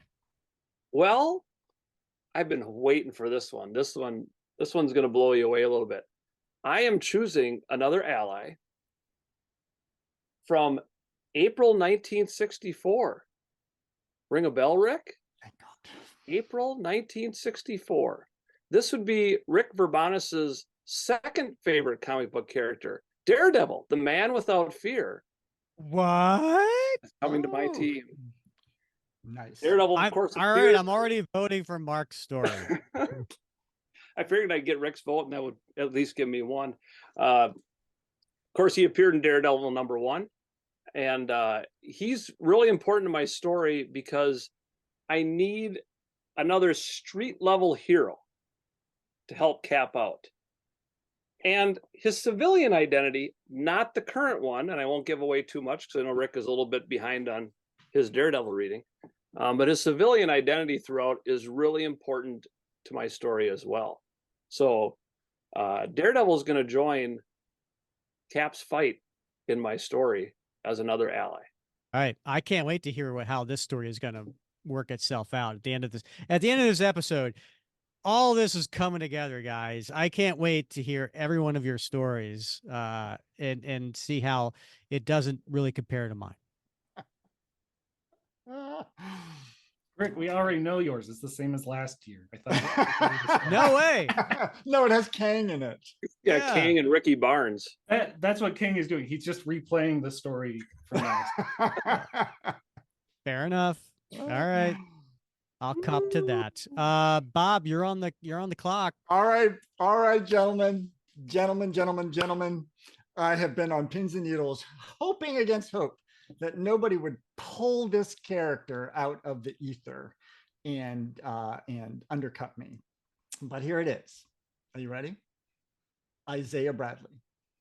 Ooh. Yes, Isaiah Bradley, who first appeared in Truth, Red, White, and Black, 2003. Of course, there was a version that appeared in the alternate universe, 40727, in Captain America Volume 4, number 28. But this is the original Isaiah Bradley that we met in truth in his later infirm years. And he plays a very important role as an ally of Captain America in my story. And he represents the last of my 5 decades, 2000s. Yeah, because what year did he come out? 2003. 2003. Very nice, Bob. That's a great pick, Bob. That's really. Is he your love interest? Because you're missing that still. Oh, we'll get to that, Rick. Wouldn't Betty Ross count as the love interest? Like, yeah, she's not in this story. She's married, for crying out loud, Grant. I know. I'm just saying, like, my love interest is dead. Like, I didn't think that was relevant. Now, the only reason I picked Betty Ross is because I forgot there was a rule that I needed a civilian. And so I hadn't planned on that. So, you know, that actually gives a whole new world. I mean, like, I could start picking any hero who's retired, right? As long as they don't have powers. She doesn't have superpowers. No.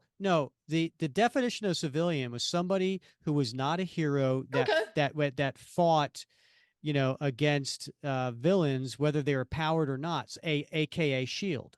Go for it.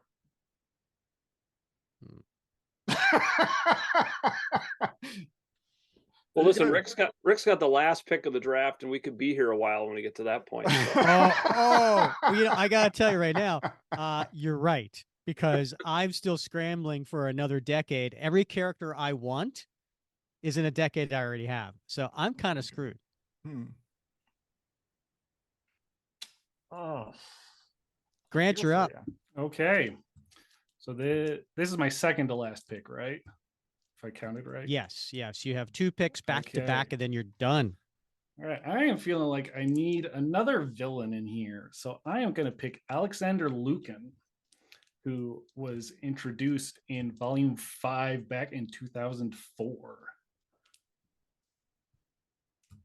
Very nice. Alexander Lukin. I see everybody is kind of underwhelmed by that pick. Yeah.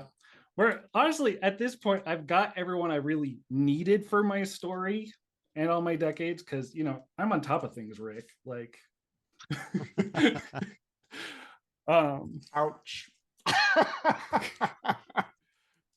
You and I can have a crossover then. I've got Red Skull, you've got Lucan. We can do something. There we go. When we finished 1 and 2 in the poll, so the fans will demand it. There we go. You're up again. Okay. Well, this one, I am surprised he lasted this long. But so my final pick is none other than Olaf Olsen. Okay, so Olaf Olsen was introduced in Captain America Comics issue 29. Way back in, I didn't even write the year down. Sometime in the 40s. I'll look up the exact 1942. date. Okay. So Olaf Olsen was the assistant to Professor Schultz, who was a Nazi scientist, and they found a dinosaur that had somehow been put in suspended animation. And then Professor Schultz transplanted Olaf's brain into the dinosaur, which then went on a rampage on the city until Cap could talk him down. I like it. I'll buy that one for $1 or 12 cents, 10 cents, whatever the cost was at the time. I may have to read some more of these stories from the 40s. That's a very 40s story. I feel like that is the most, like, when you think of stories that could only be done in comics, like, that's one of them. A Nazi dinosaur. Indeed, that was a good one. Yeah, there were some folks definitely. They were. I don't want to like cast aspersions, but there were some mushrooms or something going around, being passed around in some of those writer rooms, because there's some crazy stories in the 40s. All right, Bob, you're on the clock. All right, my last choice is Mary Morgan, Ms. Patriot, who first appeared in Human Torch #4, March 1941, but she also appeared in the Captain America Patriot series from 2010. So she's my love interest, but also an ally. Well done. Thank you. I can't tell you what that means. I am really going to be screwed when it's my turn. Mark, you're up. And I'll make my pick quickly. No, This no, is a take Mark, no. please. Take as much time as you need for this. As long as This it's under a minute. is a sentimental favorite for me. This character appeared in the very first Captain America comic book I ever read. In April 1984, Captain America number 292. You've done this issue on the podcast. Oh, Black Crow? Black Crow is on my Nice. team. Jesse Black Crow. I was however old I was when that came out, I would have been about 10. And I remember reading the story and thinking, what is happening here? Like, who is this guy? Who he attacks Captain America, and then there's some sort of mystical stuff going on too.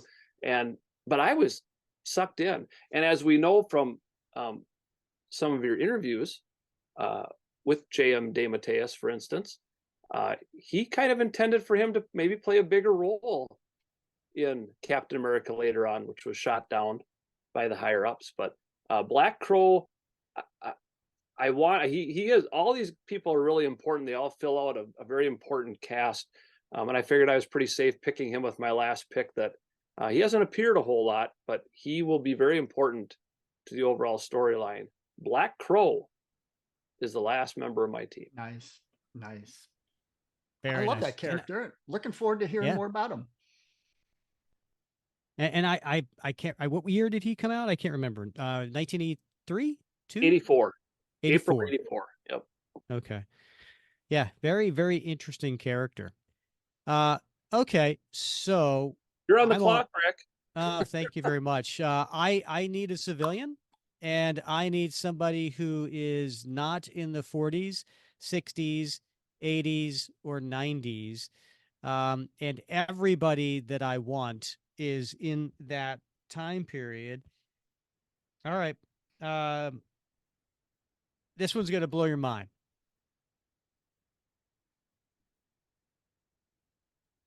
You guys are ready for this.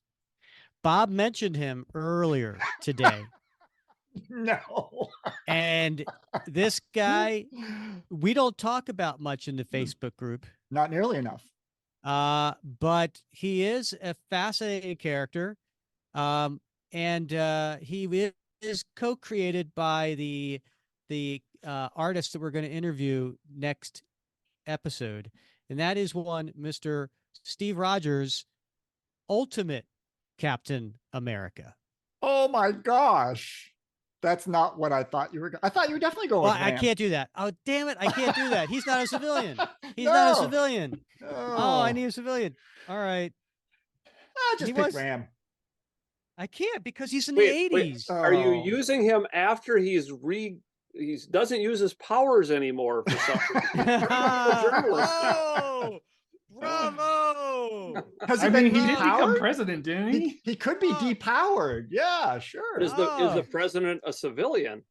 Because if he's commander in chief, well, he's in a command.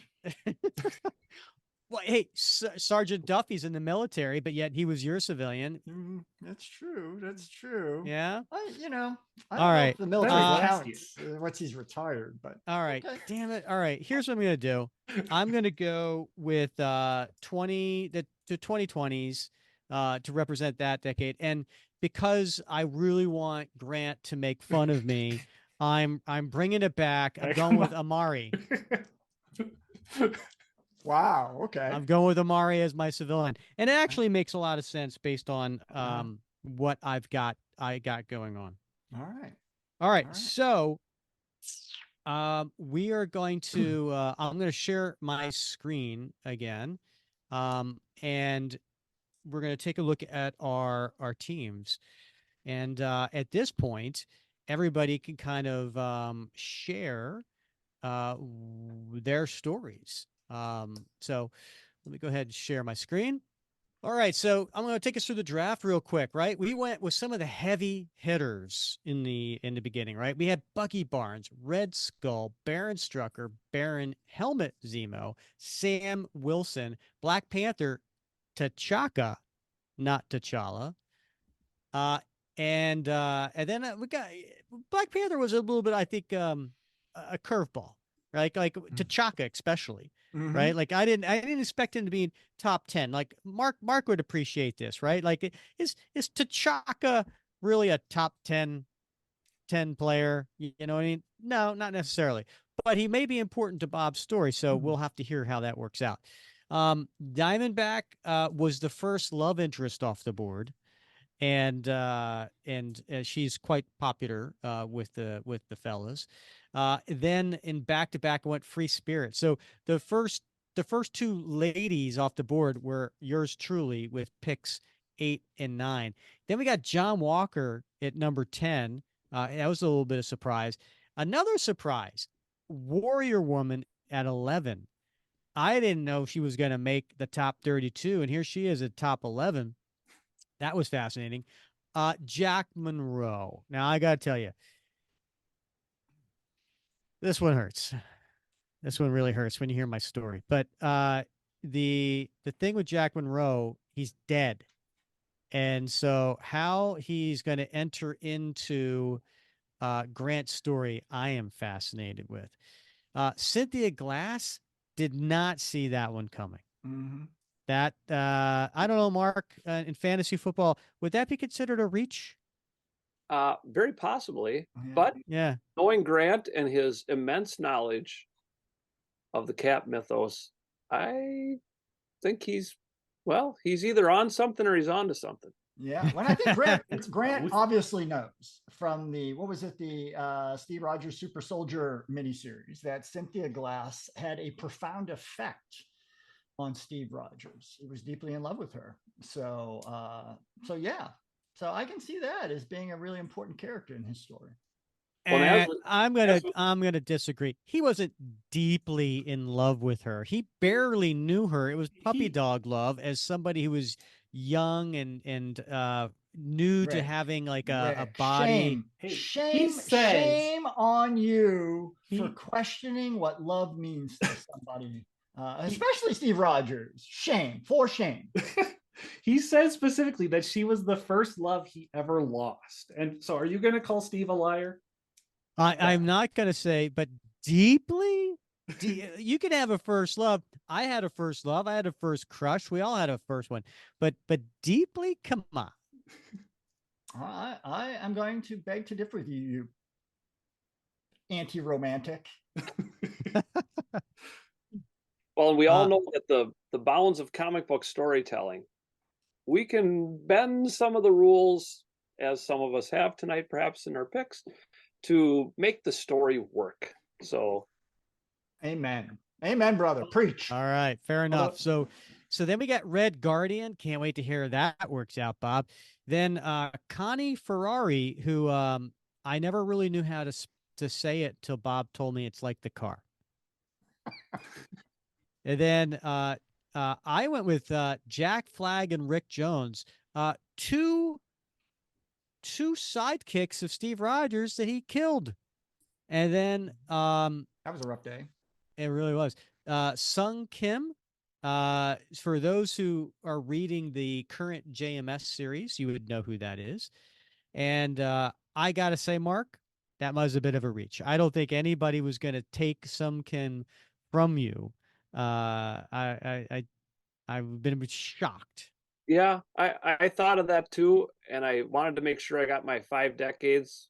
I considered taking my next guy, Aaron Fisher, there, figuring Sung Kim would be there. But again, you never know with this group of people, pulling everything out of the woodwork. And so just want to make sure, again, he's very important to the story. So, Nick Fury went next, Bob's second favorite, and I can't wait to hear how he's the narrator of this story. That's fascinating to me. All right, Grant. Joseph Rogers. That kudos for that. Steve's dad as a civilian. I like it. Anti-Cap. Woo! Pulling this out of a Captain America and Falcon series from the forever ago. No one even talks about that in our Facebook group. Um, Betty Yeah. Ross. Yeah, Bob kind of figured. Aaron Fisher. Aaron Fisher. Nice choice. I like that representation. Kang uh is yeah, I'm sure people in the MCU is like totally over him, but he's important to my story. Been in the news all week. Yeah. Ricky Barnes. What? Right? Yeah. Who's pulling a character from the volume 2? No one's pulling a character from volume 2. Right. This Yeah. guy. This guy Yeah. right here. There you go. And then we've got some to round it out: Daredevil, Isaiah Bradley, Alexander Lukin, Olaf Olsen, Mary Morgan, Black Crow, Amari. I gotta say, these last six, maybe 5 or 6, uh, really, really scraping there. There's so many other amazing characters out there. So I can't wait to see why these characters are important to your story and how they fit in, because obviously they're important, because otherwise why you picking Mary Morgan? I have no idea. All right. All right. Who doesn't love Miss Patriot? All right, Bob. So we're gonna do the reverse draft order here. So Grant, you go first. You explain your story and how these characters fit in. Okay. Well, uh, my story centers around Helmut Zemo, where we know that he previously tried to bring back his father, Heinrich Zemo, via the Bloodstone hunt. And that didn't work out too well for him. But in my story, he's decided to try again. He really wants to bring back his father because, he has issues. And so he decides to try a different method, this time with a cosmic cube. And of course, Cap gets wind of this, goes to stop him. And in the struggle, the cosmic cube is shattered.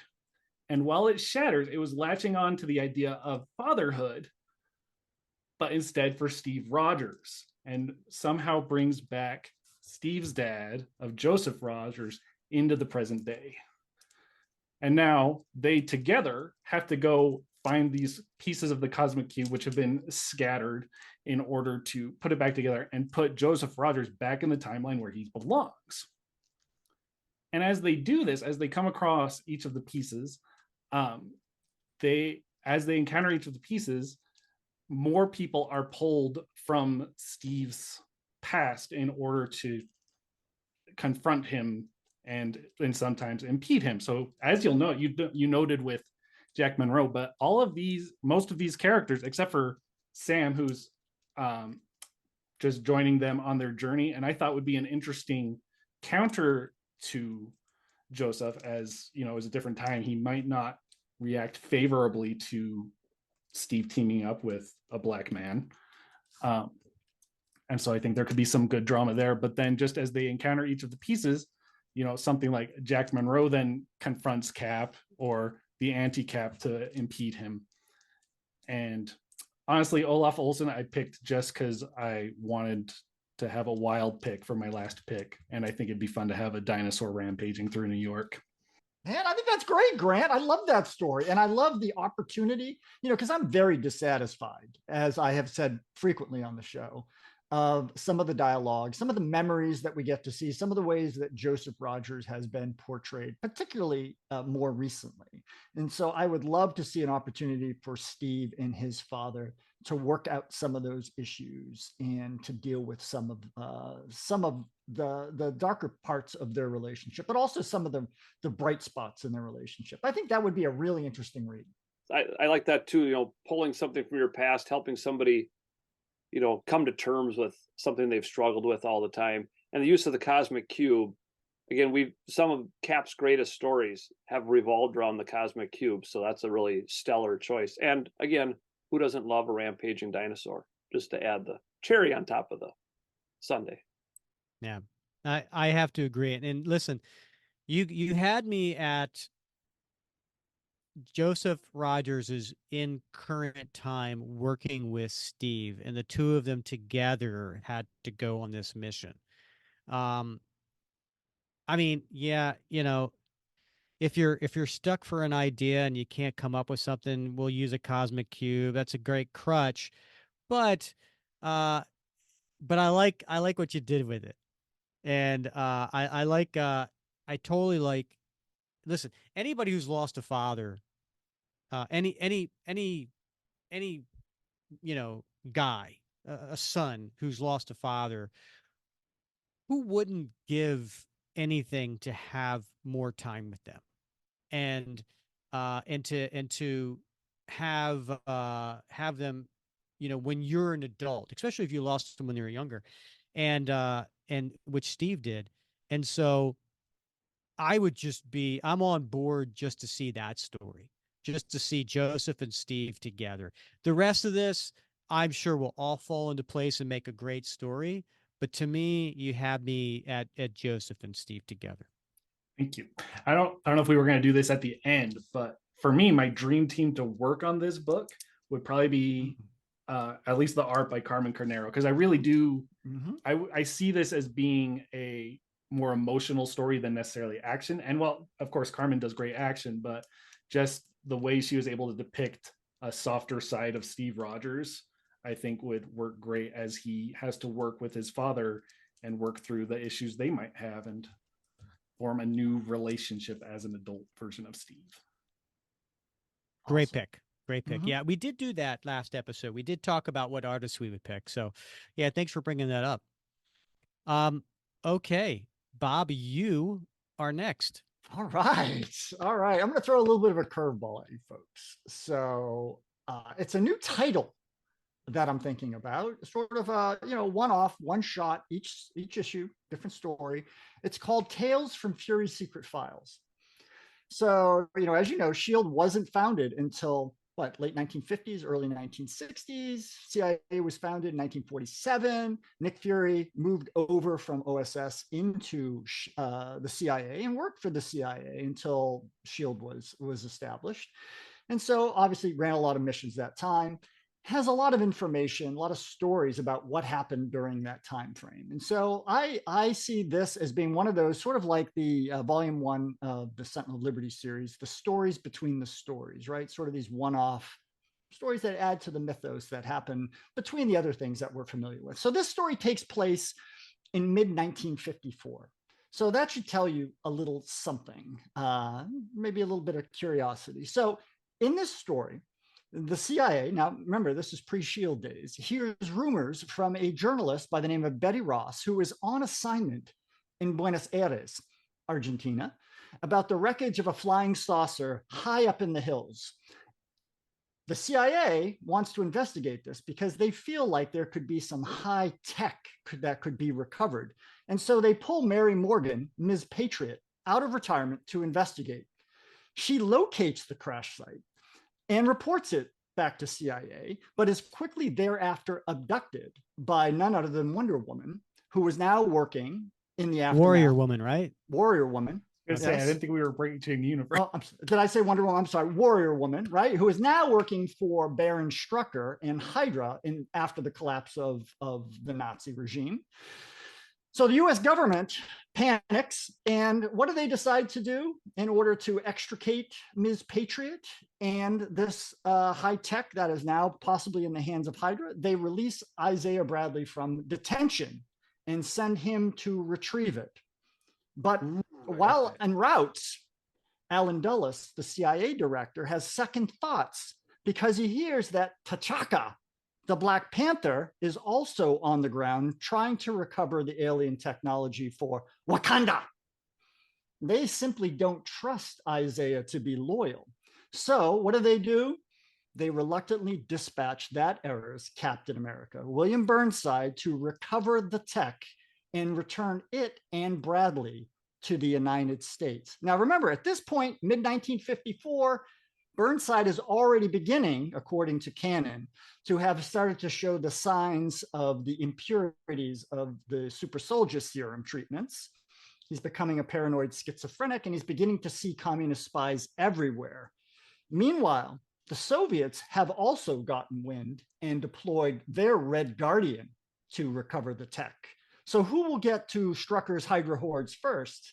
And what will happen when they do? Will Burnside and Bradley have to work together with Miss Patriot to get out of Dodge, as they say?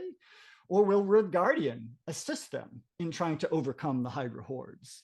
All bets are off, my friends. But this from the Secret Fury files. Very nice. I really love it. I love all the thought you put into it. I love that it takes place. It's a period piece. You lost me because I think you're doing a loophole, Bob. I don't think so. How so? How so, Rick? Because, you know I love loopholes. Because you didn't pick William Burnside He's in Captain your draft. America. There's your loophole, right? You didn't say it had to be a Steve Rogers Captain America story. You are 100% right. 100% right. I didn't say that, and you took that and you ran with it and you twisted it. Good for you. Kudos to you for finding a loophole. Are you sure you're not a lawyer?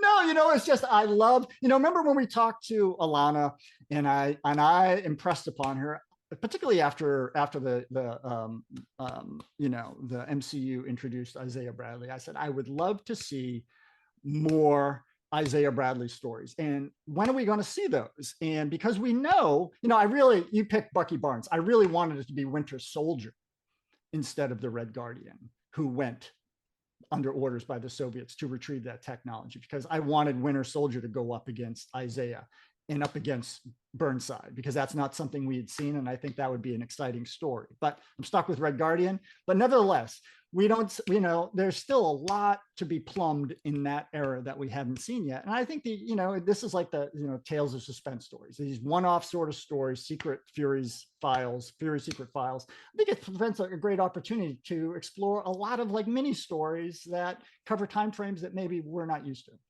Very nice. Mark, Grant, what's your reaction to Bob's pitch? Yeah, I have to give you guys credit. Like, I was never into some of those period pieces and things like that until I started really listening to the podcast. And, thanks to you guys, I read the whole Invaders series and other things like that picked it up. So I'm always intrigued by that. I, as a child of the 80s and so on, like that's my cap. That's the cap I grew up with. But I've learned to appreciate those time period things too. I thought you were going to go with Nick Fury as the Watcher on the Wall, which is his current status, and narrate that way, but that works really well too. Right. That's a good point. Mark. I also think, think it's great. I love Isaiah Bradley as a character, and you're right. We need more stories with him. And I think that opens itself for a lot of internal conflict where he is being sent out by a government that's currently imprisoning him. And I think he would be valid in questioning, should I even be doing this and helping? But right. And just the assumption, right, that he is going to be swayed by T'Chaka to betray the US. Right. There's that assumption underlying that as well. And there's room for some dialogue there to explore his loyalties, just as there was in Captain America and Black Panther Flags of Our Fathers, where there was, Gabe's character, was just assumed that like he would be swayed by T'Chaka and not remain loyal to the Howling Commandos.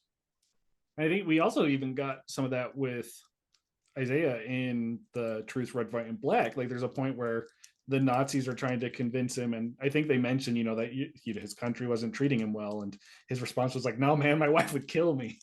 Right. I think something like that would be great. Yeah. Okay. All right. I can't wait. Next pitch is coming from Mark. Mark, what do you got? I gotta tell you, I'm pleased. This is the first ever fantasy draft that went exactly the way I wanted. I got every character I wanted. And so we'll see how the story works itself out. This is a story torn from the headlines.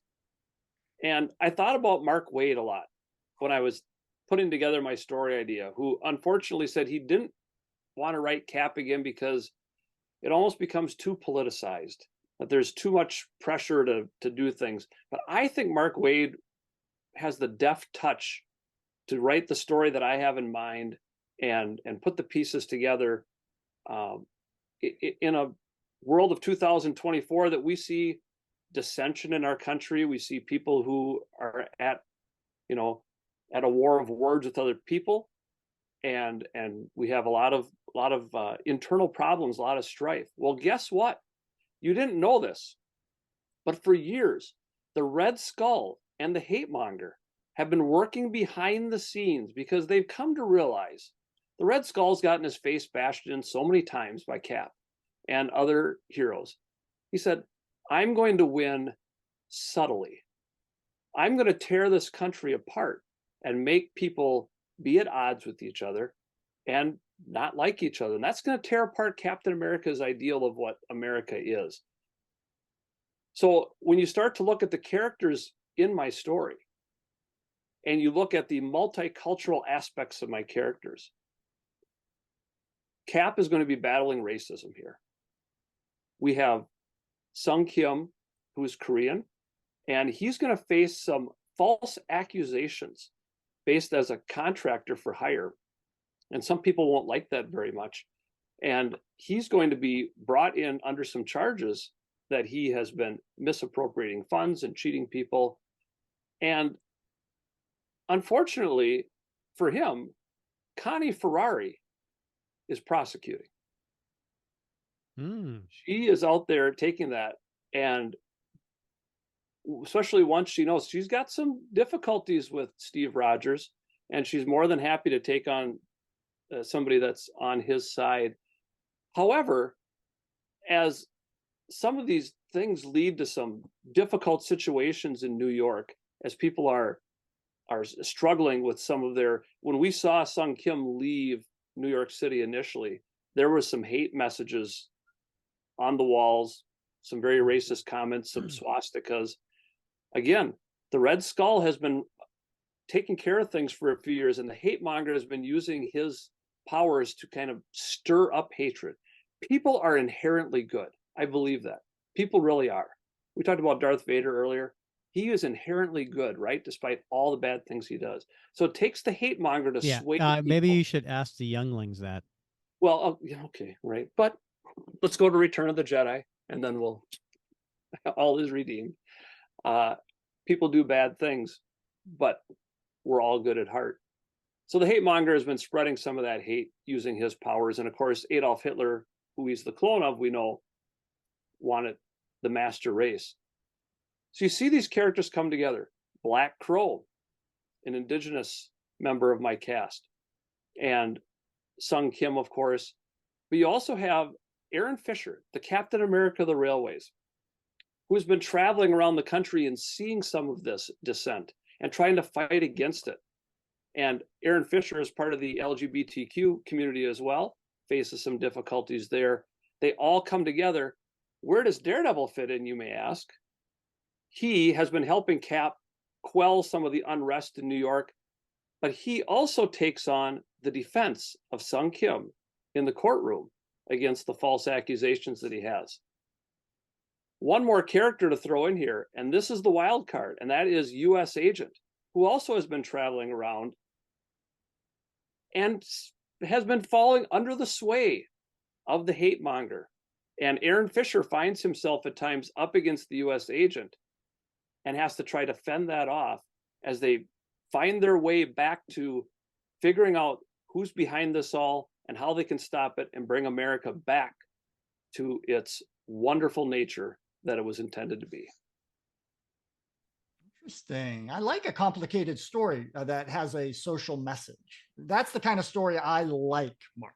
I like the action, I like the art, but I like layers to a story that make me step back and think and be reflective of how I view the world. So your story does that for me. So good job.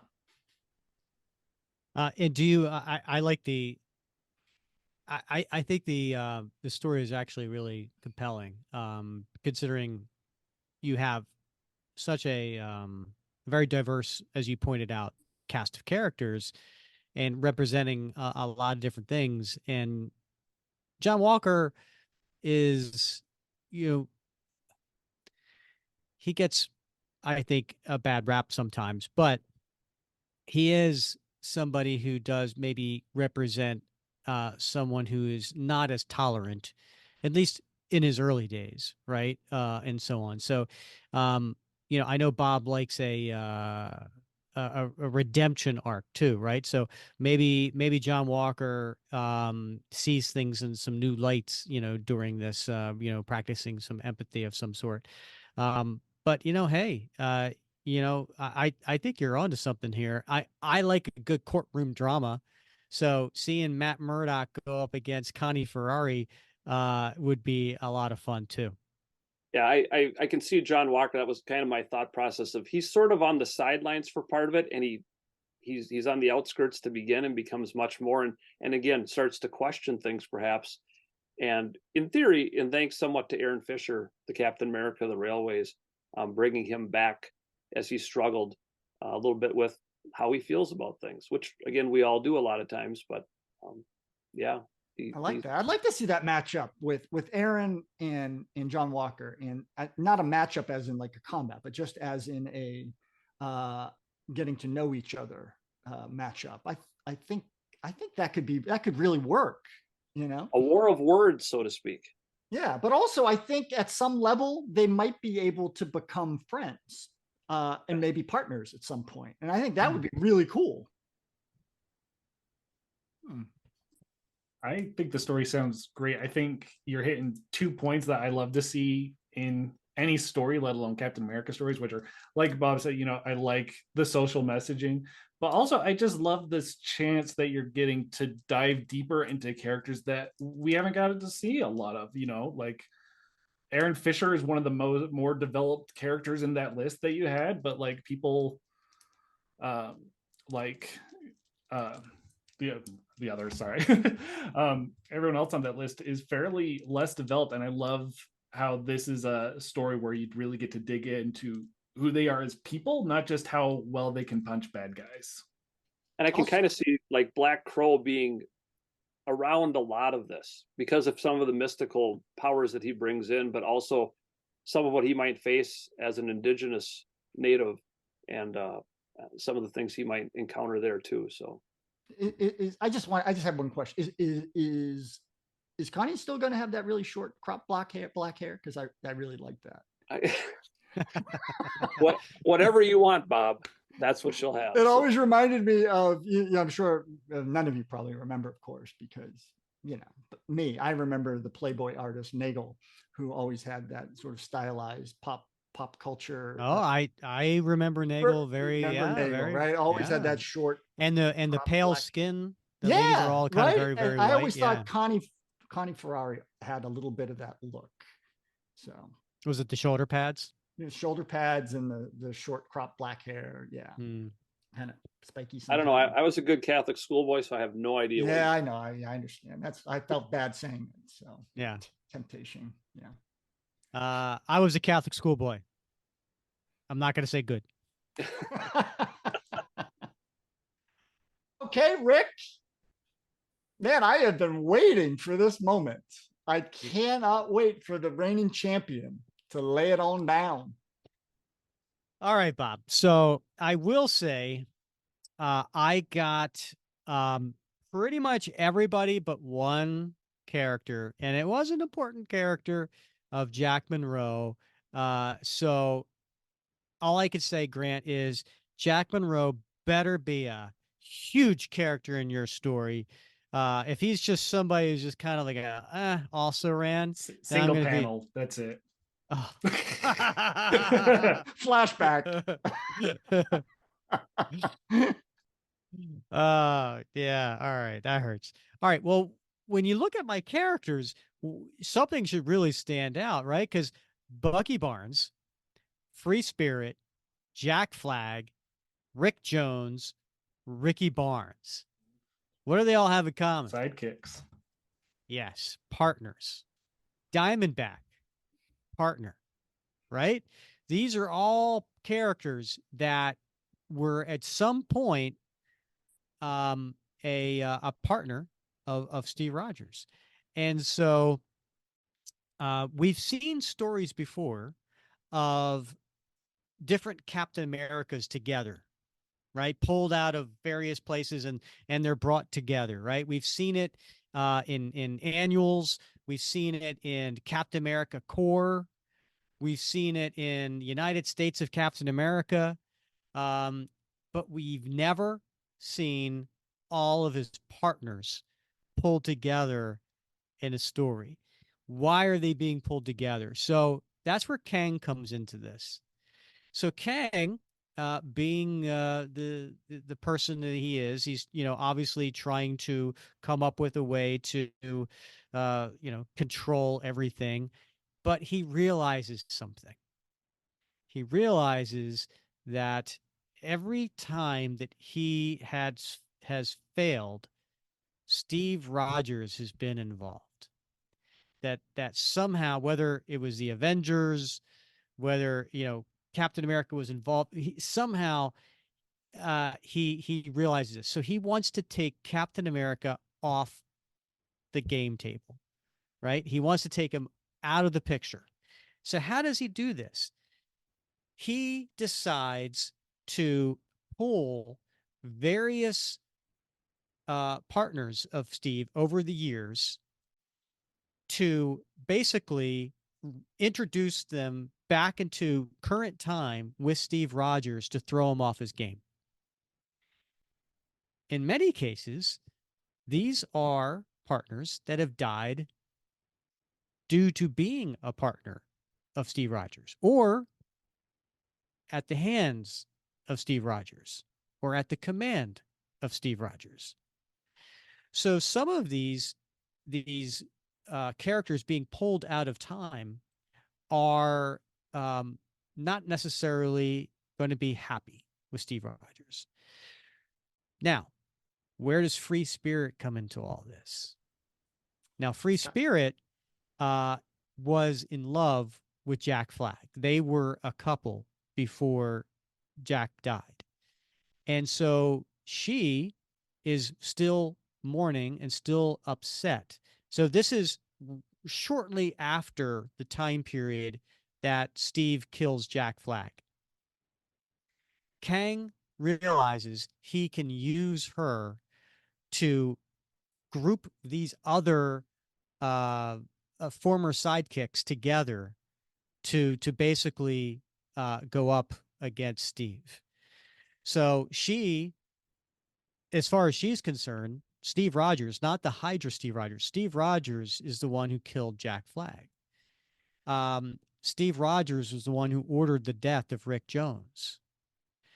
Now, Bucky Barnes, this is when he was Winter Soldier. He gets pulled out.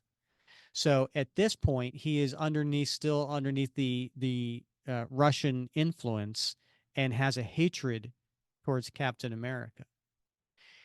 Diamondback. Wait a minute. Diamondback never hated Captain America. Oh, wait.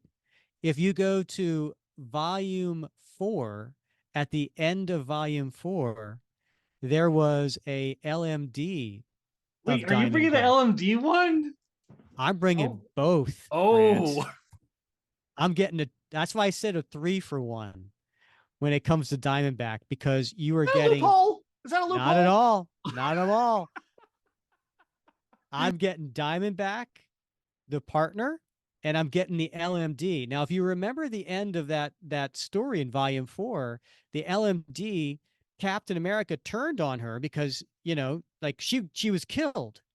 She was killed by the Red Skull, but then she didn't realize she was an LMD, and she was in love with Steve Rogers, and she was being taken away, and we never saw her again until now. So you're using two Diamondbacks. I am. Okay, I just want to clarify this. Yeah. Two different characters. Yep. Oh, okay. And then my civilian, being Amari, is somebody who was underneath the tutelage of Steve Rogers. He was showing him how to box and how to fight and how to defend himself. And Free Spirit isn't going to have that.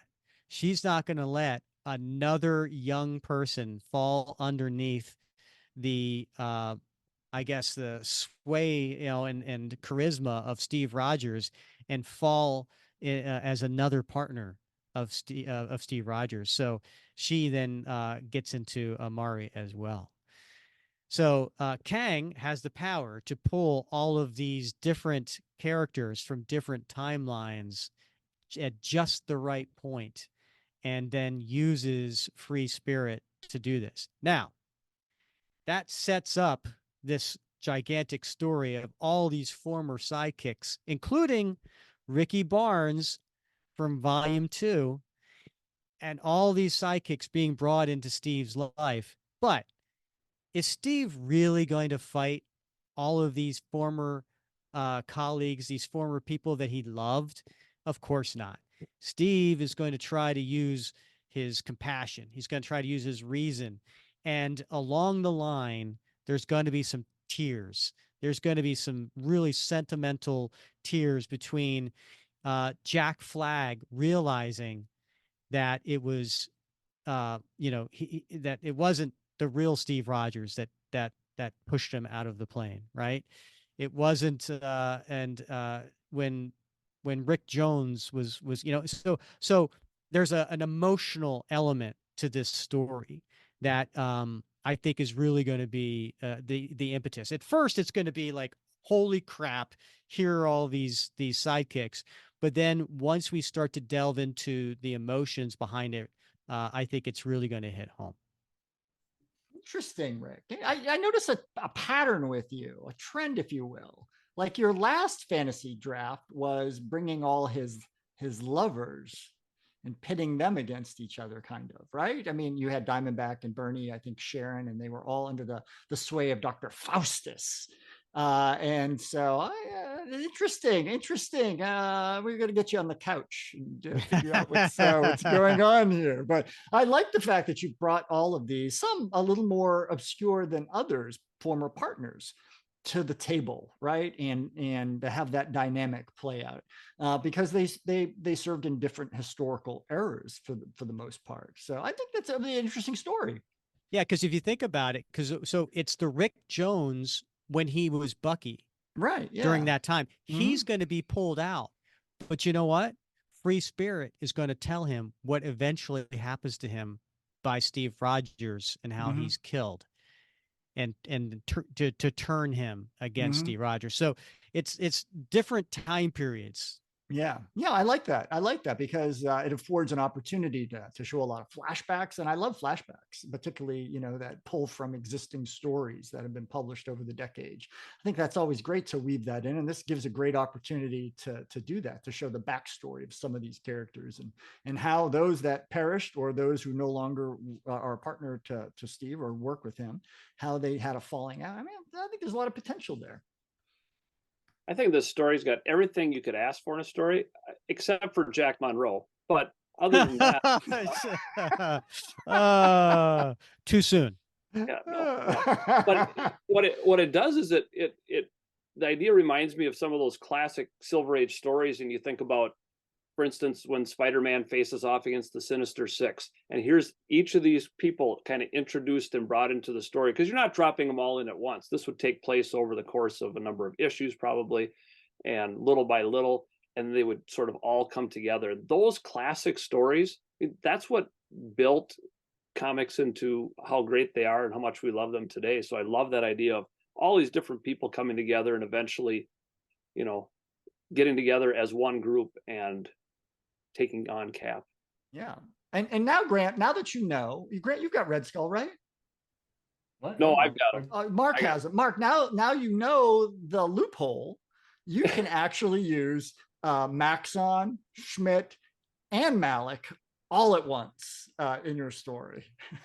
You can have Red Skull Corps. I might need all of them to cover America for the whole idea. Yeah. I'm also pretty sure at least one of those Red Skulls would count as a civilian. There you go. What we're talking about with Golden Girls. So. Oh, is that the retired Red Skull? Is he the civilian? Every time you say Golden Girls, I'm thinking B. Arthur. Bob, you have a friend in me. I do, indeed.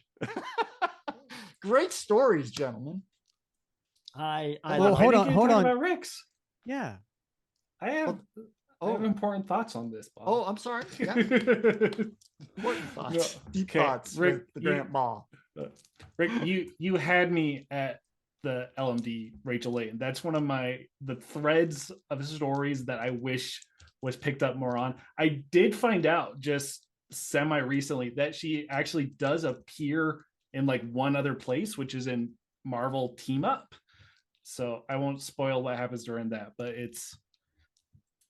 I think it would still work very well with your sword. But also, I just like this idea in general because we're so used to seeing Cap inspire people, and the people who are generally mad at him are villains. But in this instance, where you're switching it to other good people who are now mad at him, I think that's a very interesting take, and I'd love to read it. But I'm not sad for stealing Jack. Rick, who's Well- going to illustrate your story? Well, hold on. So the reason I went with Bucky as my first pick, I was actually close to picking Rachel with my first pick. I really thought Rachel was going to get off the board soon. But I went with Bucky because having Jack in my story would not have been as much drama without having the Winter Soldier in the story too. Right? Because I really wanted to have Jack in there as part of this partner, and then someone would be like, yeah, here's the guy who killed you, right? Here's Winter Soldier.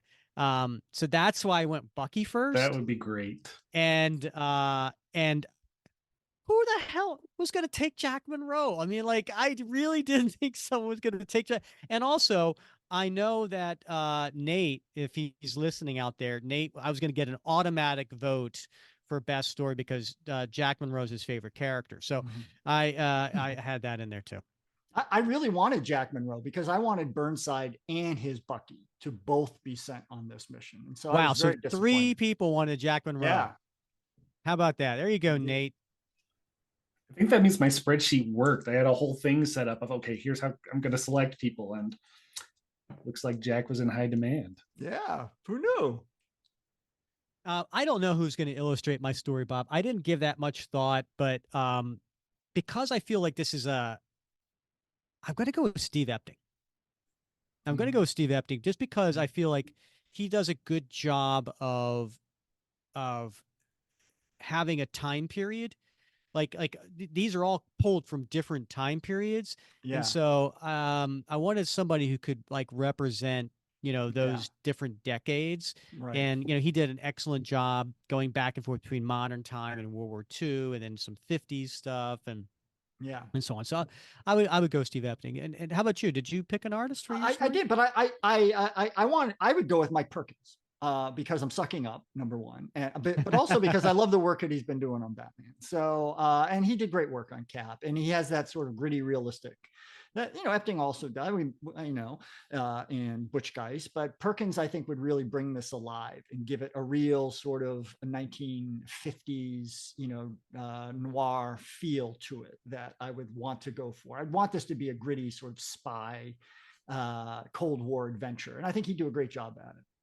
I agree. How about you, Mark?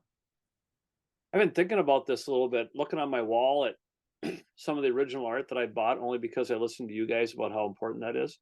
But I think I'm going to go back. Again, you go with what you grew up with, and putting Mike Zeck on this, if he'd come out, but with Joe Rubenstein on the inks, because Joe did a really great commission for me. And I think I'd love to see Mike's take on characters like U.S. Agent and the Captain America of the Railways, some ones that we have seen his U.S. Agent on the covers. Oh, that's right. Yeah. Right. Yeah. But you're right. Like Black Crow, Aaron Fisher, Connie Ferrari. He hasn't touched any of those. Yeah. Yeah. And Bob would love his Connie Ferrari even more than the one he loves right now, I'm sure. So I'm sure of it. Yes. So I think we go with the Zeck Rubenstein, bring that back into play. Excellent. Well, guys, I don't know about you, but I had a lot of fun. I thought this was a lot of fun preparing for it and then going through it and talking about it and then hearing all of your story pitches. I can't wait to do this again. So I just want to say, Grant, Mark, thank you for coming on the show. Thank you for the time and effort you put into this, because it obviously shows. This was so much fun. I agree. I had a blast and would love to come back, though. I think next year you should probably get some other people to enjoy the fun. But Yeah, I would 100% come back if you asked me because yeah, this was great. I agree, Grant. This is more fun than teaching junior high students how to put a comma in the right place. Yeah, it was so much fun to get ready for it and think about all the different ideas and everything else. And my ideas changed as I started exploring. I pulled out the old official handbook to the Marvel universe and I was paging through that, just looking for random characters, and it was a lot of fun. Great to be on here with you guys, and yeah, I'd come back in a heartbeat. But I think listening to some other people would be fantastic in the future too. Well, Mark, I can't really show it here, but unfortunately, it's the Ah, Marvel Encyclopedia, new edition. So ah, I was flipping through that as well, trying to get the juices flowing. But you guys have yes. been great sports and a lot of fun to interact with on this show, and a lot of great ideas. And I hope Alana and Tom are listening, and maybe we'll get a phone call. Yeah, yeah. You know what? We're very we can very open to negotiating on rates. So I would say that. It All I basically want is my name in the credits. Like that would. Yes. Yes. And Bob, were you when Grant and Mark were talking about the amount of time and effort they put into preparing for this show, uh, were you at all inspired by that? I really wasn't, but I was impressed. So that has to count for something. All right. Uh, Excellent. Well, thank you guys again for joining the show. We had a heck of a lot of fun rapid cap with you. So next episode, make sure you come back for that. We're going to have a excellent interview with artist Brian Hitch, who, Bob, believe it or not, he and I were born the same year, and he has been an artist in comics since he was 17. I can't imagine doing anything since I was 17. I know, right? Yeah, but breathing, I guess, if that counts. I've been breathing since I was 17. But you're right; that's a long career.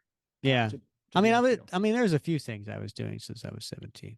Yeah. But anyway, Yeah. Bob, we'll come back next episode for our talk with Brian Hitch. And as always, it's been fun wrapping cap with you.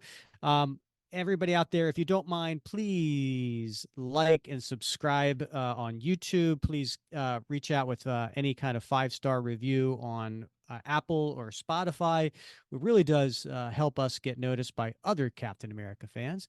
And as always, thanks for joining the show, and we'll see you next episode.